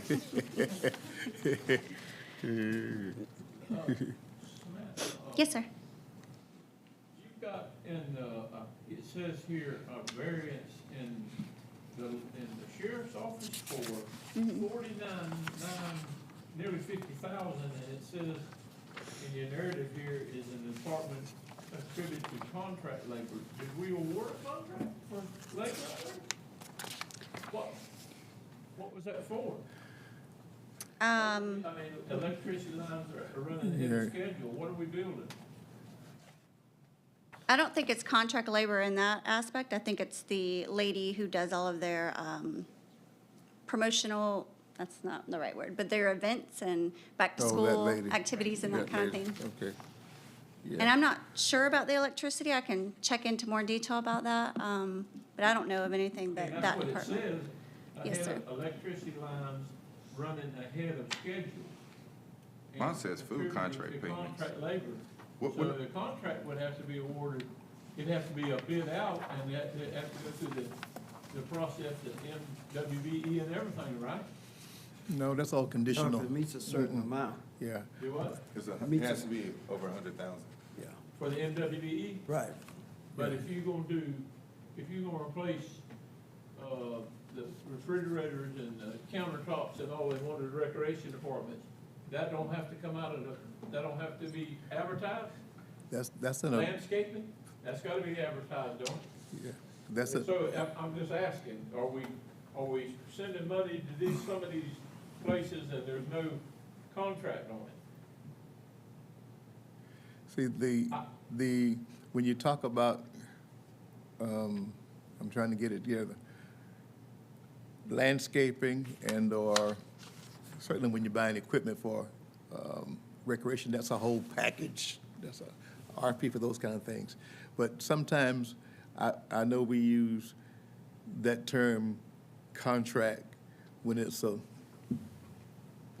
Yeah, I know what. small something, Yeah, I've or been- smaller something. I've been through a contract, I Yeah. know what they are. Yeah. I mean, Yeah. I've been around them Yeah. and in here, but Yeah. when it's verbiage that says contract, I Yeah. don't know what the contract You is. might need to change it to something. It's for personnel. Personnel. But she's not on our payroll. Yeah. She has her own business and a business license and provides W-9 for us to pay her as a contract It's a contract. laborer. But, yes, sir, I can reword that. That's not like a construction project or. Let's find out, because I just don't want somebody to look at this, any of it that says, wait a minute, y'all got a contract labor and it wasn't put out for a bid, whether it's $100 or whatever. I saw where there was some room being done downstairs in the tax commissioner's office, I believe. They were expanding a break room or doing something down there. Now, I don't know, was that done by in-house folks? I'm not sure about that. I don't know. But I guess, on that, Yeah. it said it's running ahead of schedule. Was there a budgeted amount for that? For the contract labor personnel matter, I believe they requested it last year, and then it was cut during the budget process. Yeah.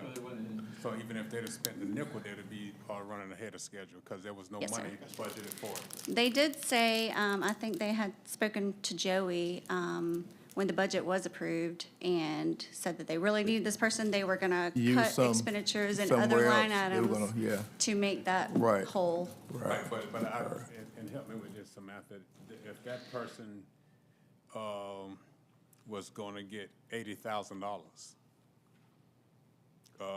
there would be a budget somewhere.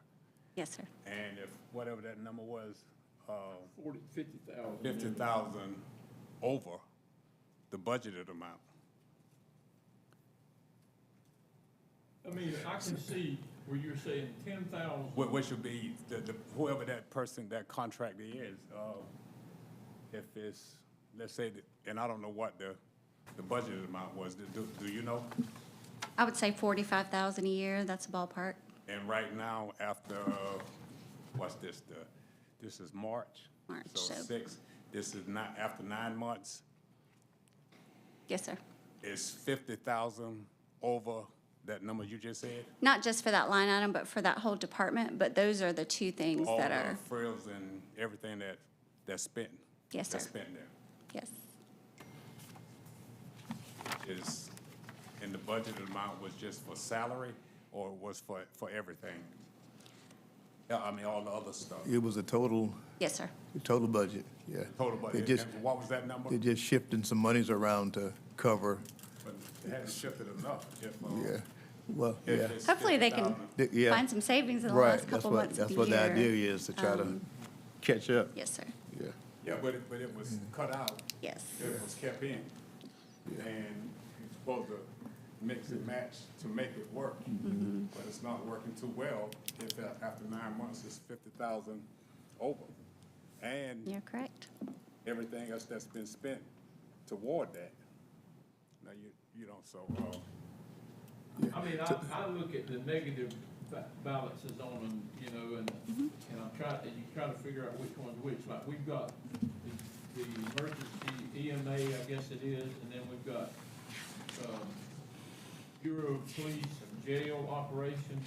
I mean, it appears to me they're spending all of their money, but you don't see, you know, you can't tell what it is. I know what it is if they say we're buying a fire truck, but we're a little bit over budget because we went ahead and made the 2 payments to pay it to get it here quicker or whatever. But I just, you know, just to say, this one right here, contract labor and electricity, well, the electricity lines, that has to be done in general construction and, Oh, no, sir, not Yeah. the electricity lines, the line items in the budget. I think that's, no, I'm it's just saying the it wording. says, and electricity Yeah. lines running ahead of schedule. But you don't mean like, That's what I'm saying. you don't mean Not like, real right, yeah, she doesn't mean lines, like hard, lines, hard yeah. lines. Yeah, This is just these I've never line heard that items. It's phrase. just kind of paraphrased. yeah. I've never heard yeah. of electricity. She don't mean like a power line. That's what I was thinking. But I can certainly run any kind of detail, and Yeah, let's look at I it can and see. reword these as well. Ms. Samantha Yes, sir. I thought we was gonna be short and sweet. Mosley, Yes, sir. with the contract that was approved the other night for the project manager, do we have, how much did we allow in our budget for next year, 25, 26 budget for that? But for that total professional services in that budget is, I think I put 85. 85,000? Okay. And that's supposed to be, what, cover, that contract was for, what, 90 days? Yes, sir.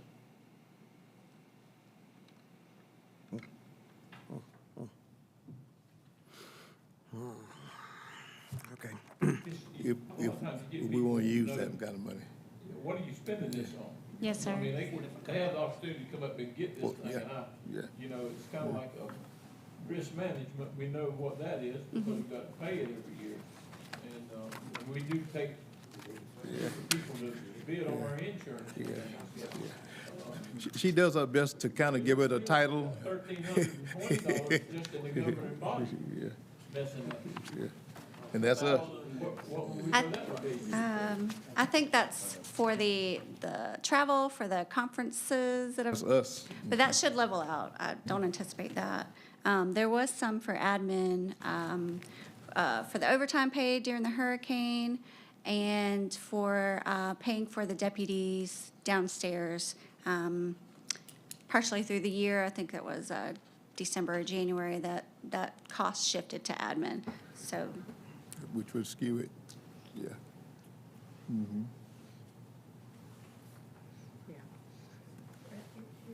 All right. They all balance out. Yeah, we okay, a got couple time. more small Yes, ma'am. things. Yes, sir.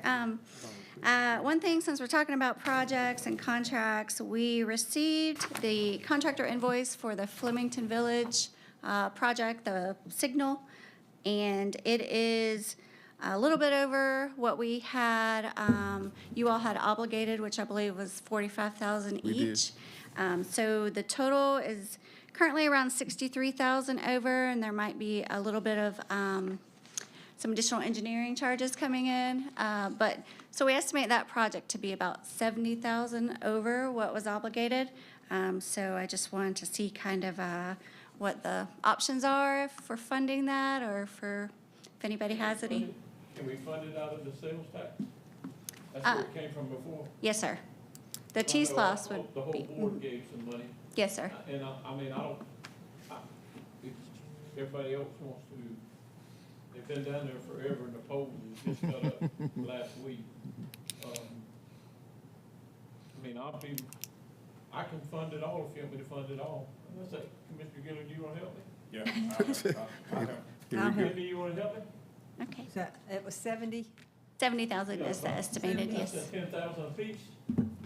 I'll Well, give- I was looking at, what's been allocated to it in here, and it's, I Where- thought that, Is that in? It's in T-Splosh.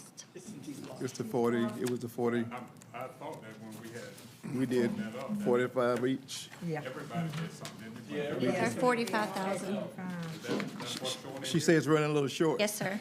The contract we received was right around $360,000, and we do have some engineering costs that we paid to date. So my best guesstimate currently is about $70,000. We're more than what was obligated for the $45,000 each. You said it's, you said it's engineering costs? We can write that No, off. I think that was the engineer write that from, off. actually, the Flemington, because they had their engineer, but Right. I'll just take that out of my T-Splosh. I'll take care of that. Don't worry about it. I'll split it. I'll Split split it. it with you. I'll split it with you. Okay. All right, appreciate that. There All was right. a lot of conversation about the light that is really disturbing to me, even though I agree the light needs to be there, but, you know, everybody said, well, there's gonna be a road coming out of Publix and it's gonna cross 84, and it's gonna tie back into Wallace Martin. It is. Well, the lady that owns that property says, there ain't nobody talking to me about it. So now what you're gonna have is when you come out of Wallace Martin Road, you ain't gonna be able to make a left because there's gonna be a median there. So you're gonna have to make a right. Have to make a right and then come back into the city. That's what I'm saying, you know. Yeah. We're not engineers. It's a hazard down there, yeah, I mean, HAMPO meeting says we're gonna put a median. I mean, even where. I've heard, I heard some of the city officials from Flemington say that. Well, and you know, Mr. Chairman, there's been the talk that was about the, you know, the people in voter registration's office and places like that going to the old health department. Guess what? When you come out of there, you ain't gonna be able to make a left. You gotta make a right. Right, jump back. And that's why I tried to say, let's find a place here closer. And some of us have talked about the opportunities that's out there, but, you know. We're still talking. Well, I understand that, but, Still talking. you know, to cure this tonight, if he'll help me with it. Yes, sir. Let's get it, let's iron it out or whatever. Okay. The two districts? Yes, sir. Split it. Yeah, we'll take care of okay, it. all right. We got some more money here. I'll give you a little more. Do I have another bid? Do I have another bid? Anybody want? So the 70, We split the 45. so the 70 will be divided, the three Three ways? ways. Three-way. Okay. How much is that, Joe? Right I'm watching my off the pennies. top of your head? I wouldn't have. 3 to 70 is 22, it's 20-something. 20-something. Let's do it and give it. Okay. All right. Make that a motion, sir. I'll make a motion, we move the money and we'll remove it from district. $33.33 and 34 cents. And, Yes, sir. with the help from the commissioner from the 5th and the 4th district. They'll help me with it. All right, there's a second. I'll make that motion. Is there a second? Second. Any further discussion? All in favor? Show your hands. All right, let's. Thank y'all. Thank you. Nobody else riding down in that area. Y'all go around. Don't take your long way around. Don't take your marbles home. Come on, I got 45 at the beginning. Yeah, we gave 45. All right, engineering report. Are we done? One more thing. Got one I more? so apologize. Oh, that's right, CIP, I'm sorry. It's short and sweet, hopefully. But yes, we, I believe we've discussed this in great detail at the Commissioners' Retreat. But yes, we would like to present the 5-year CIP plan for the county. And this will require a vote by you all this evening. I provided a hard copy. And I think we've made all the suggested changes, and I'll identified any alternate funding sources. We just haven't officially adopted it yet. Mr. Chairman, Samantha, tell me again where the funds will be coming from for these projects. Is it on here anywhere? She's got the little asterisk. If they are, let's see. See the little. The ARPA has a little wavy flag that's in blue. There's a little legend at the okay, I top. see it. She got the little ledger. The star is the SPLOST. And then solid waste, SW. But the ones on the, well, you got urgent, first page. Yes, sir. I don't- Yes, ma'am. I don't see any coded. How are they gonna be paid? One of them is a $1.8 million fire truck, so that Brian has said it is urgent and necessary, but we don't have any SPLOST $7 to that magnitude available. No. So, So where's that at? Under vehicles, the 2.3? ma'am. That's- 1.8 of that is the fire truck? yes, With ma'am. no funding available? That's correct. Well, we might need to wait till, So what we'll do, Commissioner Thrift, is for the projects that we can fund, we'll do it. We'll be doing those. Those that we know that funding's not available, we will not. you're gonna push them out to 27, just keep them on there, but push them out each Yes, year ma'am. until 'Cause they we- get funded? Yes, ma'am, we're only gonna work within what we have in terms of resources. That's kind of what we've done. Mr. Mosley, Yes, sir. have we, Somebody need to have it I mean, coded have we somewhere like looked that. for any grants or anything to help us out? I know that Chief is on a number of the fire trucks, that grants that come out, he does look at those on an annual basis. Right, okay. But again, if 80% of the calls aren't fire, never mind. So, Mr. Chairman, I need Sometimes some I think people idea, just like big trucks. if we have the funding for these that are urgent, or what are we voting on?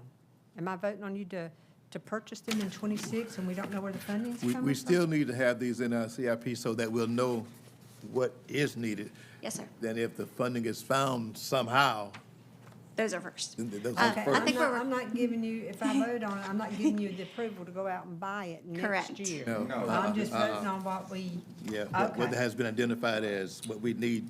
I looking think at we're our- required by state have statutes to have to it. adopt You a have to have CIP it. budget. okay. If we don't have it, we're not gonna buy it. You never get Correct, it. yes, no, ma'am. That's how I live personally. That's how I live. That's what I want I to think you hear. got his word. I got his word. Okay. And I heard it. But you got to have a plan, you know. Yes. That's Well, good. Otherwise, you could be all over the board, you know. So this is, So, Mr. Chair, you need a motion? yes, sir. Mr. Chair, I'll make the motion that we approve our 2026 CIP plan summary. All right, and Jerry already said it was fluid, you know, it could change. Second. Second, any further discussion? All in favor, show of hands, please. All right, moving forward. Thank you, Commissioners. Thank you all. Thank you, Ms. Samantha. Samantha, just real quick, while you packing up. Yes, sir. The impact fees that we discussed and that we approved? Okay, never mind. All right. There you go. Thank you. Okay. I tell you, Mr. Long? Between Samantha and Darby with the fire truck, we're gonna be here till midnight. No, we're not.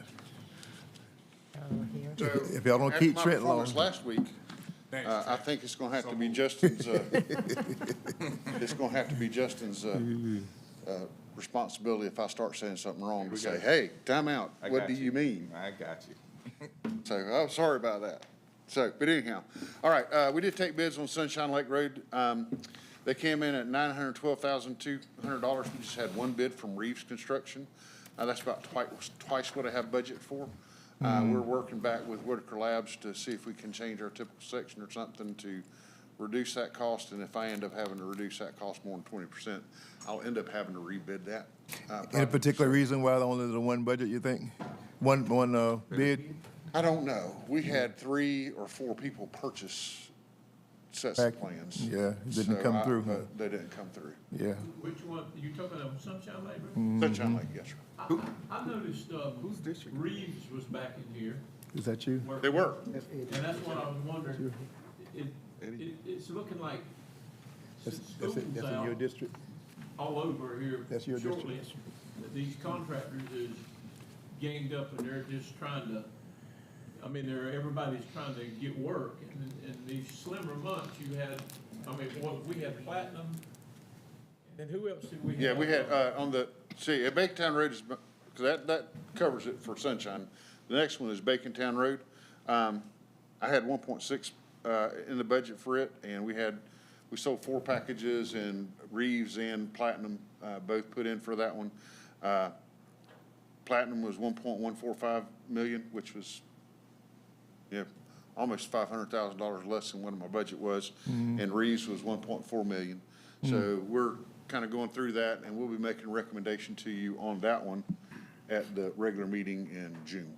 Okay, all right. That's why Reeves was here again, but I think, I'm not sure if they got the contract for some of the resurfacing that's gonna happen. Well, I know, Platinum has got, They got they lots. got one more road in,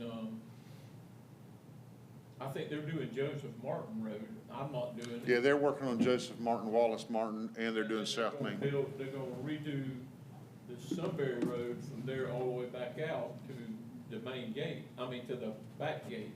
So you know those guys are gonna be busy, because we seen it took them, a year to put in a bridge, so, but. Yes, sir. How far do you go out, do you send these out? Go out the state? Yes, sir. So we're required to put it on the state registry. So every one of them goes up to the state and it gets sent out everywhere. We have a laundry list of about 40 contractors that we personally email every advertisement that we do to contractors in our area, and we send it to the construction market data. Several of the plan houses that we used to send all the plans to. So we try to reach everybody we can. All right, and Sunshine Lake Road and Bacon Town Road, that's gonna be, reclamation. It'll be ground. Yeah, so Sunshine Lake was more, not full depth reclamation, it was more deep patching, repairing the subgrade. And Bacon Town Road is full depth reclamation where I'll come through and I'll put like a layer. Y'all have to come out and watch. We'll put a layer of cement about that thick, and then we'll send a grinder out there and it'll just mix it all up, and they'll repack it, and then we'll put asphalt on top of it. I think we've got 4 inches of asphalt going on top of that, so. That's a clay-based road too? Yes, sir. There's not a real good base underneath it. Well, I didn't think it was. I just wanted to make sure that we had the full depth reclamation. I know what they run into over here. Yes, sir. No, I agree. And we've got it set up so we won't run into the same issue that they ran into there on Wallace Martin too. So, but anyhow, that being said, that's where we are, and we'll be bringing that back to you. Yes, sir. I'm sorry. I just was. I'm familiar. I'm just talking. Sorry. Bacon Town, yeah. So, but yes, sir. Commissioner Stevens and I talked about it a little bit yesterday. So, or whatever day we were at a Midway. Yesterday. That was it. Whatever. Yeah, our days are kind of running together. Anyway, one day this week. One day this week. All right. Islands Highway, box culvert is basically done. They've got a few little odds and ends to finish up, grassing and stuff like that, but they're pretty much finished. Trent, since you're talking about the box cover, how much damage did they do to the tree? Well, it was Brightspeed's subcontractor that did the damage to the tree. Cable people? Yes, yes, sir. So they actually moved the barrels that Platinum had out there and trenched down the side of the road. Now, we all think that the tree's gonna live, but, yeah. I mean, as hard as we tried to protect that tree, as soon as they moved out, the barrels were still there. The telephone company was there to replace a portion of, the cable that was cut during construction. And their subcontractor showed up out there and had, I mean, sure enough, Ditch Witch plowed right up next to the tree. Moved the barrels and everything. I mean, nobody was there, nobody knew. Actually, Paul Zetman came riding through and sounded the alarm, and, you know, before anybody could get out there to kind of figure out what was going on, Are there it was any too late. consequences for an action like that? What was that? Not that I'm aware of. Yeah, I asked But you, we was there any did- consequences for an action like that, just moving the barrels and going through there? Yes, sir. We did put a stop work on them until we can kind of get it all resolved, and, you know, right now, the damage is done. We definitely don't want them to come back and move it to the other side of the tree. So I want to keep as much integrity on that tree as I can. So, Ought to be some repercussions, it seems, though. yes, sir. Yeah. Oh, yes, sir. That was one reason I was a little flustered last week when I talked to you, because that was the day that we found out. And I was very upset about that and something else going on Dorchester Village Road. But anyhow, okay, Highway 17 Barrington Ferry Road roundabout, that work's going on pretty good. Well, Cemetery Road, the contractor's asking for a time extension. He's doing good. He's got the pipe down and trying to get it going, finish that job up. The pickleball courts, looks like contractor's kind of waiting and not doing anything, but we're waiting on poles for the lights. They're on back order and they won't be here until sometime in June. So our contractor's been held up by an outside agent that we're contracted with Georgia Power for those lights. And it's got our contractor held up on time, but he's trying to get his stuff done. The roadway striping, we got it, it's out in the paper today. And we were able to get with Clinton, and he gave us a few more roads over what you had on there. So we got a little bit better package. So hopefully that'll turn out all right and get finished up. Trent, Mr. Chair, go back up to the box cover. Does that mean we had a savings on the box cover? So, yeah, no, we did that originally. So the change order went from 1.9 to 1.76. So that was, we got that saving right off the get-go. Love a savings. Yep. Water system west of the railroad, we are underneath the railroad tracks. That is finished. Yeah. So, we paid $10,000 for the flagman there for the week. I hadn't gotten the final bill, so I hope that doesn't get any worse. But, you know, that's always happens to you with the railroad. You get hit with all these fees. So that's coming along, but we are underneath and making progress on that water system. So, that was one of my bigger concerns, getting down through that. Again, the Flemington traffic signal, it looks like it's stalled. All the equipment here is ready to go, but there are several things we can't do until those light poles that are in the lane are taken out. And we've had a little bit of back and forth with Georgia Power on making sure that those come out. The city did decide to pay for the relocation of those poles, and they have sent the check to Georgia Power, and we have not heard if the check has been posted to the account so they can come move the poles yet or not. But right now, we're waiting on that to get moved so he can get back in and finish up those signals. But he's ready to finish. We're ready to finish and get that complete. Commissioner Frazier, you had expressed an interest to look at Live Oak Drive. So if you want to, let me know a day next week that's good for you. Okay. And then we can sit down and go over those. I'm still waiting on Norby from the city. He's gonna try to pothole a couple of places for me to make sure how deep it is, so I know what kind of conflicts I have with the water line with some of my pipes. But I do want to go ahead and go over it with you so that as soon as I have that, I'm ready to put that out on the streets.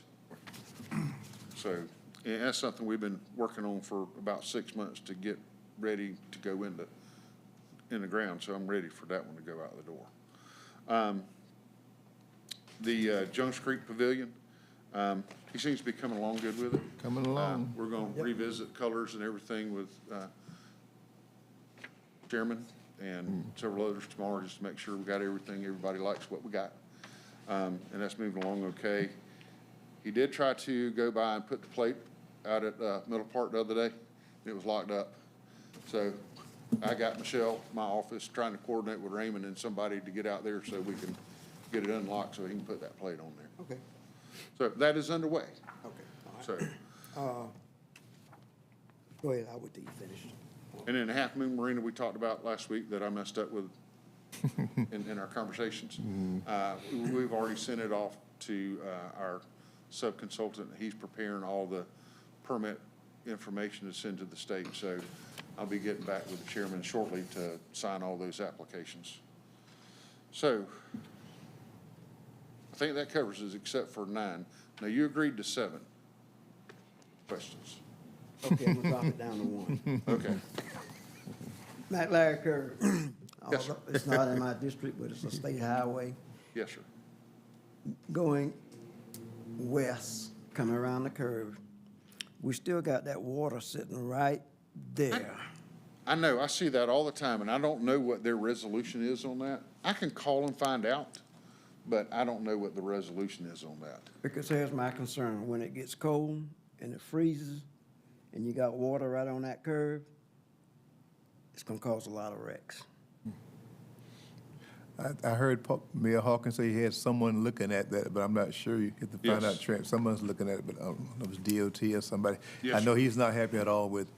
Without puddle of water? No. No, I don't think anybody is. No. And if I were a betting man, I'm sure there's somebody at DOT that's screaming about it too. Yeah. So, but anyhow. Yeah, because I looked at it for like 40 minutes this afternoon.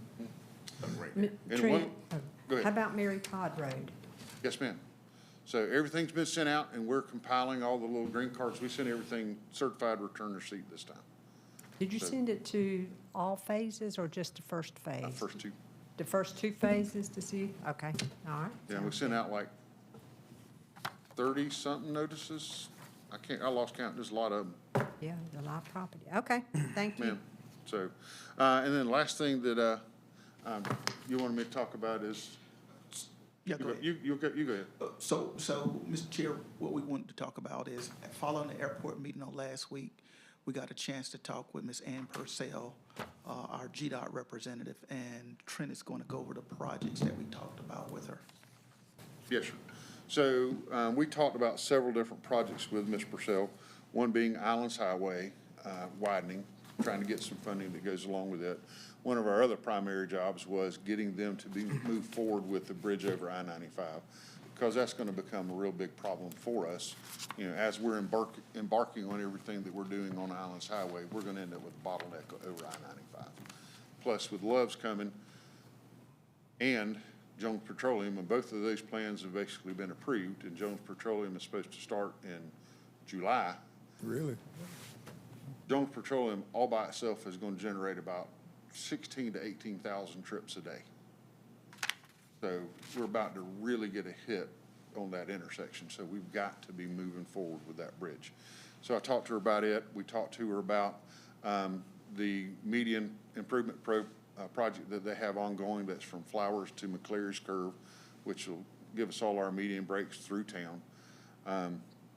We talked about the roundabouts at I-17 and Barrington Ferry Road. And we also talked about some passing lanes on State Route 119 between Riceboro and Walterville, because that's starting to get to be a pretty big issue as well.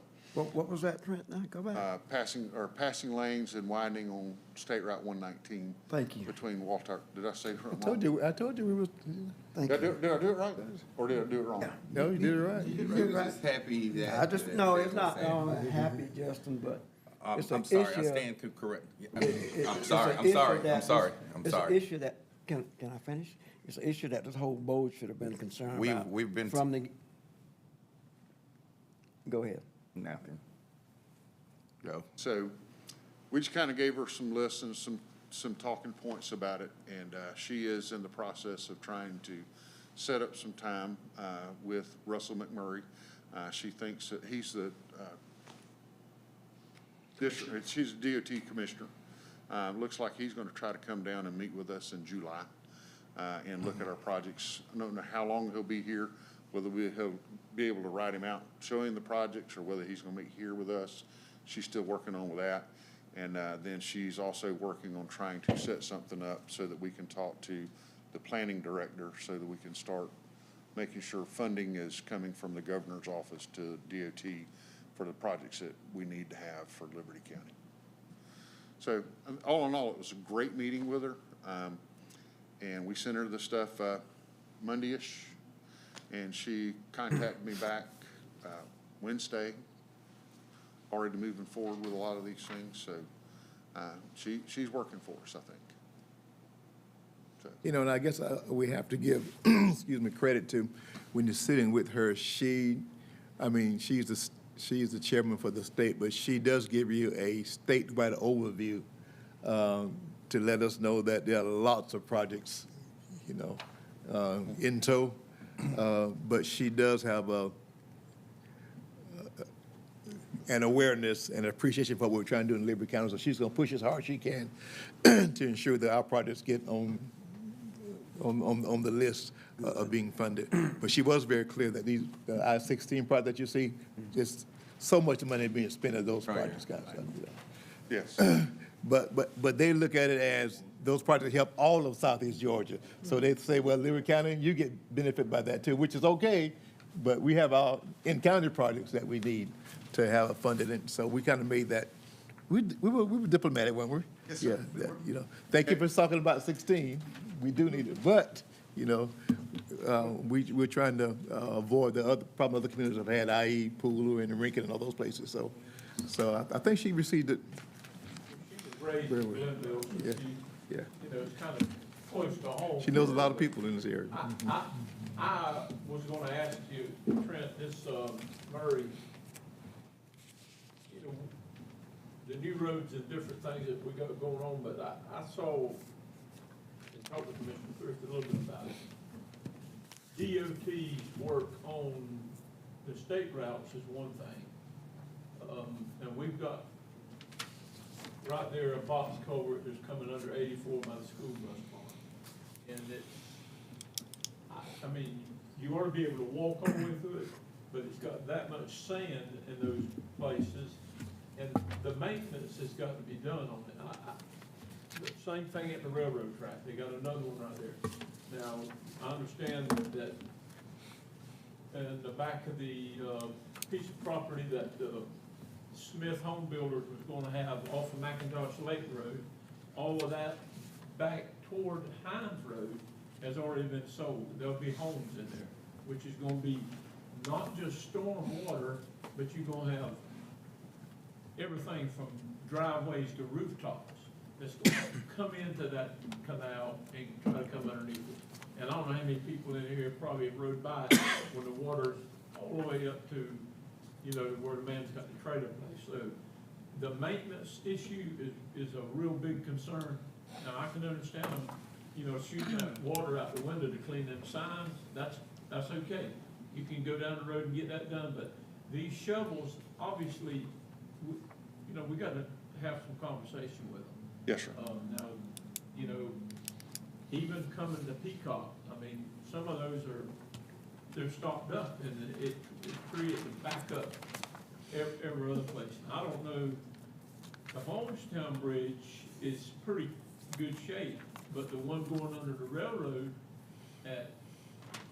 on the Goshen behind the Martin property, I mean, it's dammed up and it continues to be dammed up. So that's one reason why I was saying we're gonna have to widen it and to take care of the drainage, because that's gonna be in our area. Now, we don't Right. have any impact fees on that. I know we do have impact fees on the truck stops you're talking about. That'll be generating some money just to put in the roadways, just like it is at the Development Authority. So, you know, whatever we gotta try to do on things that's already in place, To maintain them, I agree. right? I mean, it's just gonna be a big job, and, I mean, you're the engineer, and I know you don't have time to send somebody out there to look at it, but when it No, goes we over the do. road and somebody hydroplanes, then you've got an issue. Just like it is in the curve in Flemington, you know, it's Yes, sir. a problem, but Now, we do try to go out and help Clinton identify some of the areas that we can maintain and what we need to do on our side. And Clinton does a fabulous job trying to keep up oh, with yeah, he a lot of that does. stuff. I mean, So, I'm not gonna complain anything about what he's got, and the employees that's gotta go in there and do it. It's not, you know, good situations a lot of time, but, you know, when they leave the Flemington area, the Hinesville area, they come into a place right there, and then it backs up. And basically in the woodlands, it don't hurt anybody. But when it backs up across 84 going back into the Flemington area, we're not gonna get any help there, because I haven't seen them buy a grader yet. yes, sir. So, No, I understand.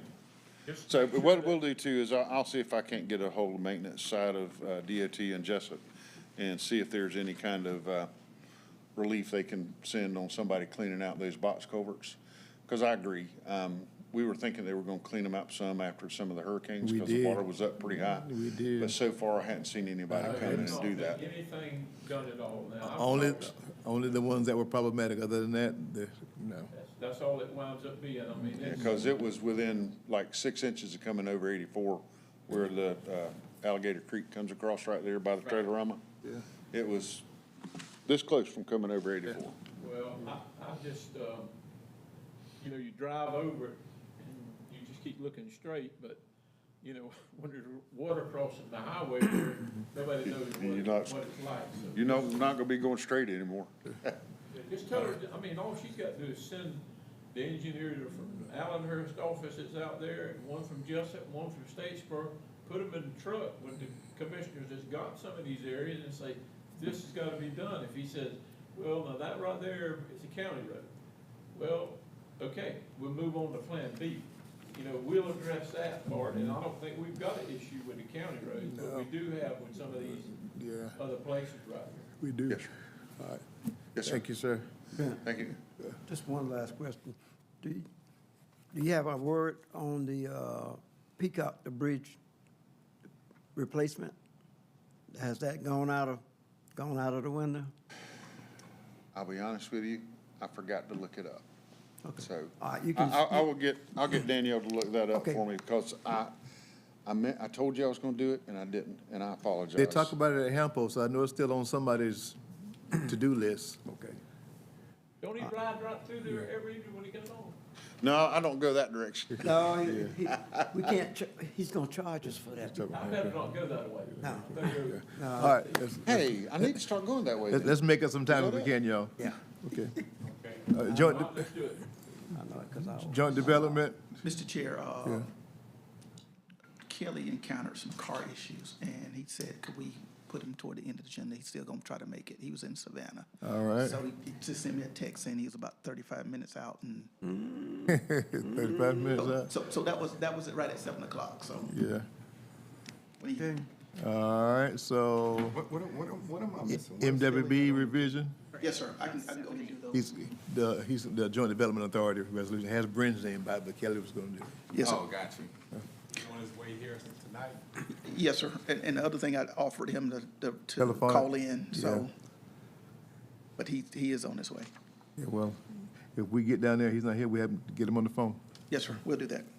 Mr. Chair, this is a proposal we did at the Commissioners' Retreat. It is from Strategic Biz, and it's y'all desired back in March to do a revision to our MWBE program.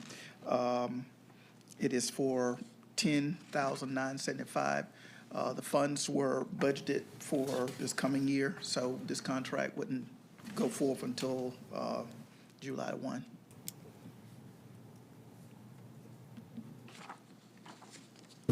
So just renewal of the contract? But this is a contract to, like I said, to update it. To do the make revision that we revisions, talked yes, sir. about, yeah. Okay. Where Got it in the budget? Yes, sir, the forthcoming budget. That's the main thing. It's in the budget. Chair, entertain a motion then. So moved. Second. Any further discussion? All in favor, show of hands. All right, thank you. Covered in the budget. Georgia Department of Corrections Agreement. Mr. Chair, this is the annual agreement from the Department of Corrections. It starts July 1 to June 30th. It is for the 2 work crews. I talked to Clinton, and he said it is in his budget for these 2 crews. One goes to Public Works, and the other one is Recreation. managed by the Department of Recreation. Okay. And it's for $108,500. Okay. And That's for both crews. Make a motion, we approve that, Mr. Chairman. is there a second? Second. Motion second. We approve the Georgia Department of Corrections Agreement. Any further discussion? Oh, y'all getting tired, huh? Yes, sir. How many, I know sometimes they may only have 2 in the work crew. Is that normally what they do sometime, or sometime it might be 4? Or is just how many is available doing that for Yes, that sir. particular day? Yes, sir. Okay. All right. All in favor, show of hands, please. All right, thank you. Well, hold on now, Joe. You said that sometimes they just send 2 and Cool. that's considered a detail? I mean, it's not like a 6-man detail every time they come? No, But all the boys in prison, they can't get it. Maybe they might not want to work that day. Well, I know it, Well, you know, not every inmate is eligible. It's inmates who Right, kind of so you demonstrate gotta- some yeah. I'm not good talking behavior. about every one of them. yeah. But I'm saying if we got a contract with them to furnish a detail, does the contract say what the detail, I know it's a guard, Yes, sir. and it should be X amount of, I don't remember. Exhibit A, it's 10 offenders and 1 guard. right. That makes more sense. They could get 10, you know, we're not talking about, I know I haven't seen smaller crews than that. same prison, Yeah, I we think talk it about depends on the road, Must be availability or something, little 'cause camp right on the side of the road. Long County State. I never Yeah. seen 10. Yeah, I mean, Yeah. it ain't no More than 2. hardened criminals in there. Yeah. Not that close to the road. But I've never seen like 10 of them. No, sir. No, It's- I mean, 10 don't have to be the number, but I'm Yeah. saying a detail should be X amount. Each I've and every seen time they 6. come, each and every time they come out. I've seen about We had 6. had 3 of them in Vidalia, 3 details, 3 8-man details. And so they'll come and they just bring whoever, wow. That's a good deal. What we would have to, what we, You know, we just beat up Riceboro for, what we can do, Commissioner, is stress to Clinton and Raymond, make sure that they are bringing, Use them when they can maximize the, yes, sir, that's what we can do. maximize the participation. Then who's gonna be guarding them? One guard. The 6 that's down there picking up trash, he ain't gonna have a guard. So that's what I'm saying. If you're gonna send one prisoner out, he's gonna have a Well, guard. let's- So, now, Yeah. they may be Let's investigate. prisoners, I don't Yeah. know, but Wait a minute, Mr. Wallen, I've seen the ones that pick up paper, they have a guard. right, but on the all same got to have a highways, guard. The prisoners don't do it anymore. But what I'm saying is they'll send one guard in the van with all the prisoners to the rec department. Because I think that we furnished the vehicle from the rec department, and there was always just 2 of them that would go around there and do what had to be done on the fields. Now, I don't know how many worked in the county, I have no idea, but if we've got 10 and we're paying for, I mean, they're already paying them because they sleeping every night. We're already doing that, taxpayers are. And now the taxpayers is gonna let them go over there and they couldn't work somewhere else, so just make sure that we get our money's worth. How much does that equal out an hour? They got an hour Supposed to be just ride paying and an for the hour guard. going back, so Mhm. they're not, Not they're not not the working labor. 6 hours a day. $4,000. Yeah. I just know that it should be a little more structured than that. You know, if it's, if you have a contract with the Georgia Department of Corrections for prison detail, that's a guard, X amount of prisoners, that X should be met. That's just my, kind of like if you go down the street to KFC and get a 3-piece. You want your 3 pieces? Maybe 3 wings. He'll find out. We'll stress it out, sir. I mean, we'll stress it to him. All right. Board appointments? Oh, Lord. Hey. All right. Oh, Lord. We, Commissioner Thrill, Yes, sir. I'm gonna slide, Mr. Chairman, if you allow me. You come down to He you. can't read my writing. President and Vice President. He can't read, okay. Okay, ooh, where's the list at, Justin? Okay. On the voter recreation. You might go ahead and which dial is- up Kelly while we are. On the voter recreation, which was your appointment, Mr. Chairman, your recommendation was to return Mr. Matt Cadella. That's my recommendation. That's And a if I need to make a motion, I very rarely do that, but I Chair. make a motion, we Okay. reappoint Matt Cordell to the rec board. Oh, who said that? Second. She's making the motion. That name, sir? Matt Cardella. He's currently, Oh, Matt. Matt Cardella. Yeah. M-A-T, like Matthew. C-A-R-D-E-L-L-A. Cordella. Funds it in the Georgia summary. Forrester, Mr. Chairman. Hold on. Who made the second? I did. Commissioner Frazier did the second. All in favor, show of hands. Mr. Matt Cardella's and reappointed. Okay. We good? Making sure y'all tracking. I see Laura's still giving you the, We got it, sir. okay. All right, next. Now, Georgia Forrester, and we don't know what happened, but there was no one applied, and we would like to reserve the right to contact someone, the chairman of that, or what phone number we do have to see what's going on by the next meeting. Okay. Coastal workforce, no one applied neither, in the same process with that one. The historical culture, there's 6 people on that board, but the way how the message was sent is not clear on who are really attending, and do they want everyone back for those who were not attending? But we do have 2 that we could give them tonight, and that's Mr. Jason Baker and Ms. Lynn Pace. And we will do the same follow-up on this one. So tonight you want to recommend Jason Baker and Lynn Pace to be reappointed? Right, because of their Attendance. attendance record. Okay. Mr. Chairman, I would make that motion that we reappoint those 2 persons, Jason Baker and Lynn Pace, to the Liberty Culture and Historic Resource Committee. Is there a second? Second, Mr. Chair. Motion second, we reappoint Mr. Jason Baker, Ms. Lynn Pace to the Cultural and Historic Resource Committee. Any further discussion? All in favor, show of hands, please. And they will come back with recommend after clarification from the chairman on the other positions. Okay? The Coastal Region Committee, We got 6 positions. 6 position and no one applied. So, we'd like to do the same with that one. And DFACS, that's right, we don't need a I thought, motion. I had Richard Hayes' name down for the coastal region. Was he not one? No, sir. No, right, Coastal Regional Commission Council. Mr. Hayes. Yeah, I know he want to be reappointed. Right. Coastal Region? Yeah. Okay, I messed up. We skipped that one, Okay. I think. Yeah, he wants to be reappointed. Right, he wants to be reappointed. Go ahead.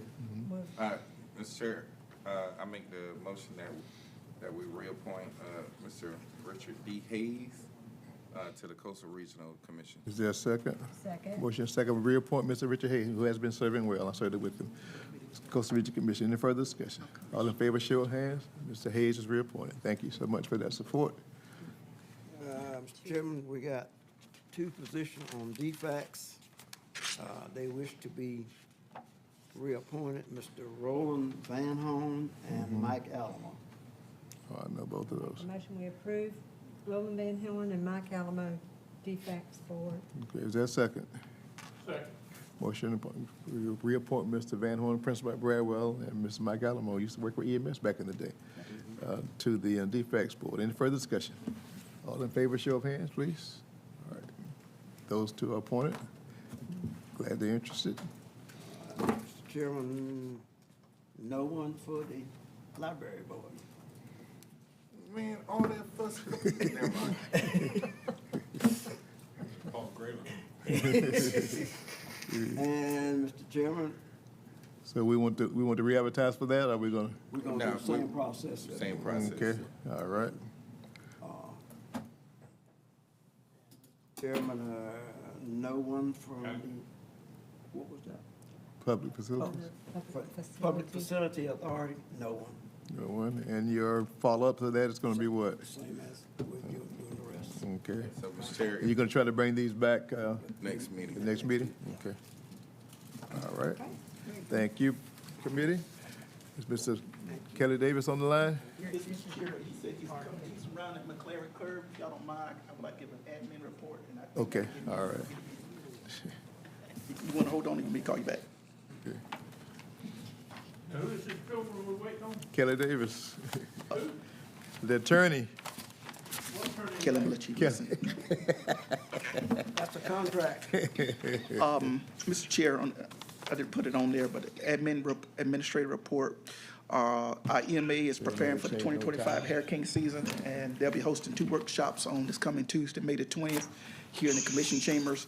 The first will be for the ESFs, and that'll be at 9. And the second one is for elected officials at 1:30, and all of you are invited to attend that program. What's the ES? Central Service Functions. I think you are an ESF, sir. What date was that now, I'm sorry?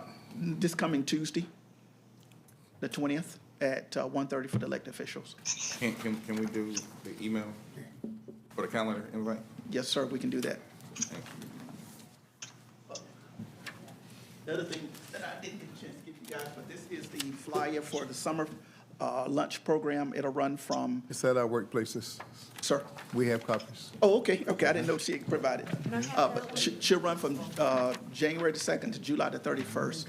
So want to encourage people to get out, and it's available. It's free for those who are 0 to 18 years of age in Liberty County, for citizens of Liberty County. So please let people know.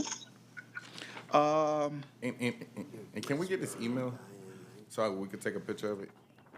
Yes, sir, we'll do that. I tried to take a picture. Facility dedications, want to remind everyone that we have in our Public Works facility dedication on Friday, May the 23rd at 10 a.m. Want to encourage everyone to come out. Commissioner Frazier asked about the impact fee ordinance. It was submitted to the CIE was submitted to the Coastal Regional Commission for official review, and they'll be having a public hearing here on I think I hear Kelly. June the 3rd at That's 4 him. p.m. So, is there anything you want to know else about the impact fee? Oh, no, that was it. And because, and then the money from the impact fee is just gonna go directly into the general. No, sir. It's gonna be a separate. It has to be a separate segregated fund. Yes, sir. That's what I wanted to know. There we go. Want to give you an update on the T-Splosh Floss meeting that was held on yesterday. I got Tuesday, but it was actually yesterday. We met at the city of Hinesville. We discussed the updated projects and the project cost. There were some new projects put on the list, and there was a number of strategies outlined for educating the general public about the T-Splosh and the Flosh. Our next meeting is scheduled for Tuesday, May 28th. It's scheduled for May the 28th at 10 a.m., and we want to encourage all of you who want to attend to be present. And that'll be at the Hinesville City Hall in the Hines Room. Progress for People on Thursday, June 26th, will be featuring Liberty County Board of Commissioners. And Maria's asking all those commissioners who want to attend to please notify her by Monday, which is May the 19th. Yeah, if your schedules will permit, please come to that meeting. It looks good to have the commissioners to attend the luncheon that talks about Liberty County. I know you can't always make it, but if you can, please come. And and Chairman and Board of Commissioners, we are proud to recognize Mr. Commissioner Justin Frazier, who's been appointed to the Policy Committee for ACCG. He is the newest appointment, and he represents this district for the Board of Managers at ACCG. Commissioner Justin Frazier, sir. Thank you. Is he going to announce the district meeting? Who's going? And I was going to announce I'm that sorry. On Monday, June the 16th, which is the day before our specially scheduled commissioner meeting, there will be a district, what is it, 12? District 12. District 12 ACCG meeting here in Hinesville, and I didn't get where it was going to be. I still haven't. I'll let you know tomorrow. Okay. So we'll send that out in our invite. So we want to encourage all the commissioners to come out and attend that. And when you register meals on ACCG and you hear about whatever the policy updates and everything that's going on at ACCG. That concludes my report, Mr. Chair. Mr. Chairman. Yes, sir. When, I know I got to go out of town in the morning, real early in the morning, but when we supposed to have A hearing. Tomorrow at 2. tomorrow at 2? Yes, sir. I may be back by then. Yes, sir. That concludes it, sir. Personnel hearing. 2 o'clock. Mr. Moses, will you send all of that, those dates? Yes, sir. Yeah, calendar invite. We'll get, Send us all an email on it too, ain't you? we'll get them in the morning. We'll put it out in the morning. Great, thank you. And who is this gentleman here? Is he still on, is this? That's the fine gentleman, Esquire. Casual tonight, excuse me. Tonight, you have the resolution activating a joint development authority between Long, Liberty, and McIntosh counties. And if you folks remember, in September, you entered into an MOU with those other two communities, whereby you agreed to explore different opportunities that might be promoted by regional collaboration. You know, it could range from water and wastewater systems to, in this case, economic development. And that was one of the things that was specifically contemplated in the MOU, was the creation of a joint development authority between Liberty, Long, and McIntosh counties, whereby they could explore opportunities such as the creation of an industrial park, which no one community could do alone. I think as we discussed at our last meeting, we discussed the MOU. These days, especially with respect to state and federal funding, it's almost impossible to get any kind of meaningful assistance unless it's in the context of a regional approach. Whether those are, again, water, wastewater systems, or transportation, or in this case, economic development. So Long and McIntosh counties have already approved the resolution activating the Joint Development Authority, and this is simply a vehicle to explore more opportunities as it relates to economic development. There is no obligation of any kind on the part of Liberty County. By signing this and creating the Joint Development Authority, you will not be financially obligated in any way, unless at some point in the future you decide if there is a joint undertaking that you think is wonderful for the citizens of Liberty County and coastal Georgia, and you'd like to support it with county funds, you can choose to do that, or you can choose not to do that. So again, this is just an opportunity with only upside, no financial risk or downside really that I can think of. And again, this was specifically anticipated in the MOU, which you folks have already authorized and signed. And I'll be happy to answer any questions you might have. But once the JDA is formed, this board will appoint 3 members to that authority, as will Long County and McIntosh County.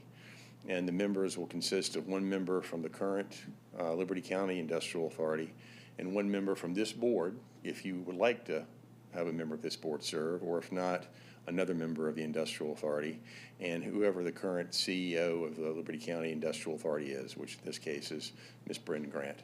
So those 3 persons, whoever you choose, will serve on the Joint Development Authority, and they will serve with their 3 counterparts from both McIntosh and Long counties. And if you have any questions about it, I'll be happy to answer. I'm going to, Mr. Chairman, if I may, Yes, sir. Kelly, you've identified those three counties. Of course, you know, the left side of us, if you want to say that. Yep. Have we looked at Tatnall and Evans? Now, is that an opportunity also to make it, and the reason I'm saying that, I read these things that comes in the Georgia Trend magazine, that the governor is really, the one that's in office now, has really started pushing regional issues.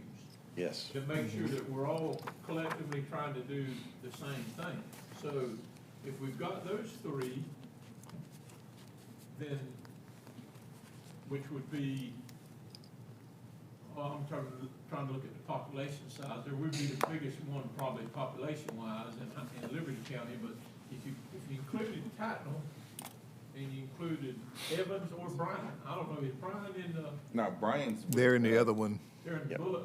With the big dogs. Mhm. Brian was Chatham. So we could, but we could also include, we could get with Tatnall and see if they would, you know, want to come up. And the reason I'm saying that is you've got the opportunities for a lot of the traffic that we have industrial-wise is going 95, and we may be able to get somewhere down the road, state funds that would, or federal funds, to carry 95 to 16 at, next to Oak Park, where it would come through Glenville, go through Reedsville, and come out up there, where you'd have a avenue that way, which would help, you know, any congestion in these other places. But I'd like for us to entertain, you know, the chairman over there is in Tatnall County would probably be glad to sit down. I think it's Wayne Tatum now, ain't he, Connie? I'm not sure. I think it is Wayne. It's Wayne. I think So, it is. I mean, It's- that's all I'm saying is, you know, let's explore it if we can, if you don't think it'd be an issue. No, I mean, it's a good point, and you could throw in Wayne County. They have some commonalities with us as well. So, you know, In like Wayne. and I think in the future, if we want to expand it, we can, but I guess the thought is you have to start somewhere. Somewhere. And so this is our initial Right, okay. undertaking of that kind of regional collaboration and approach to leverage funding, which you mentioned. And so, and we've identified potential opportunities that might be more well-suited for those three communities than a broader community.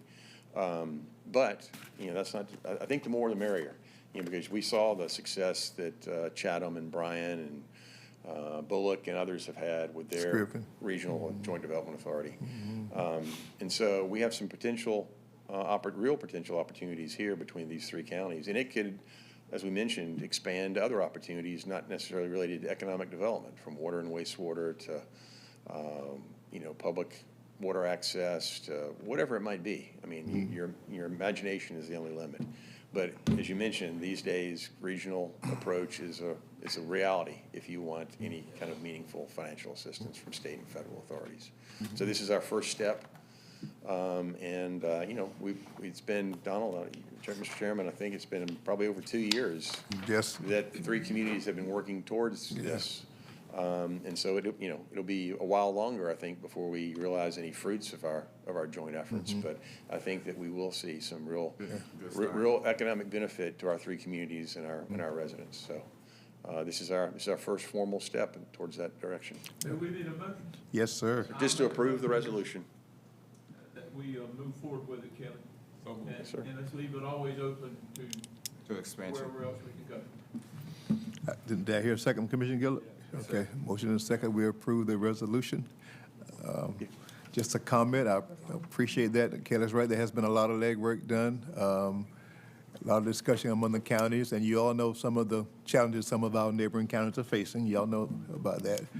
So they had to work through all those things. So this is designed to be a benefit to each one of these counties. And you're right, even Commissioner Purcell even said the other day that even when it comes to DOT and what it does, it strengthens your, what's the word, your place, you know, in the rankings when you're affiliated with another county, when it's just not just you. So it's going to designed to be a benefit to us. And if I could, we should also thank our partners in McIntosh and Long, because We should. if past is Yeah. prologue, There've then been some we're changes. destined for great success, because it's been a wonderful working relationship with everyone from those communities who've participated with us, and not just this JDA, but all the other issues that we've been discussing. right. So I want to thank them as well. Rural Georgia needs, I mean, we definitely gonna need a little bit of help, because Atlanta figured that out, and they said, we ain't got no other place to grow.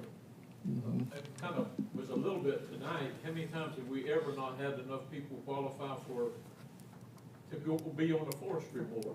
And one reason for that is they're taking the timberlands and they're putting industry on it, so you don't have, nobody that's interested in it anymore. You leave McIntosh County coming toward Ludowici, that road could be 4 lanes all the way to Glenville and go all the way to the interstate. And you can go through Claxton and get to the interstate, but you could go that way. And you look at the industry and the growth that would be on 301 right there. All in favor of approving the resolution?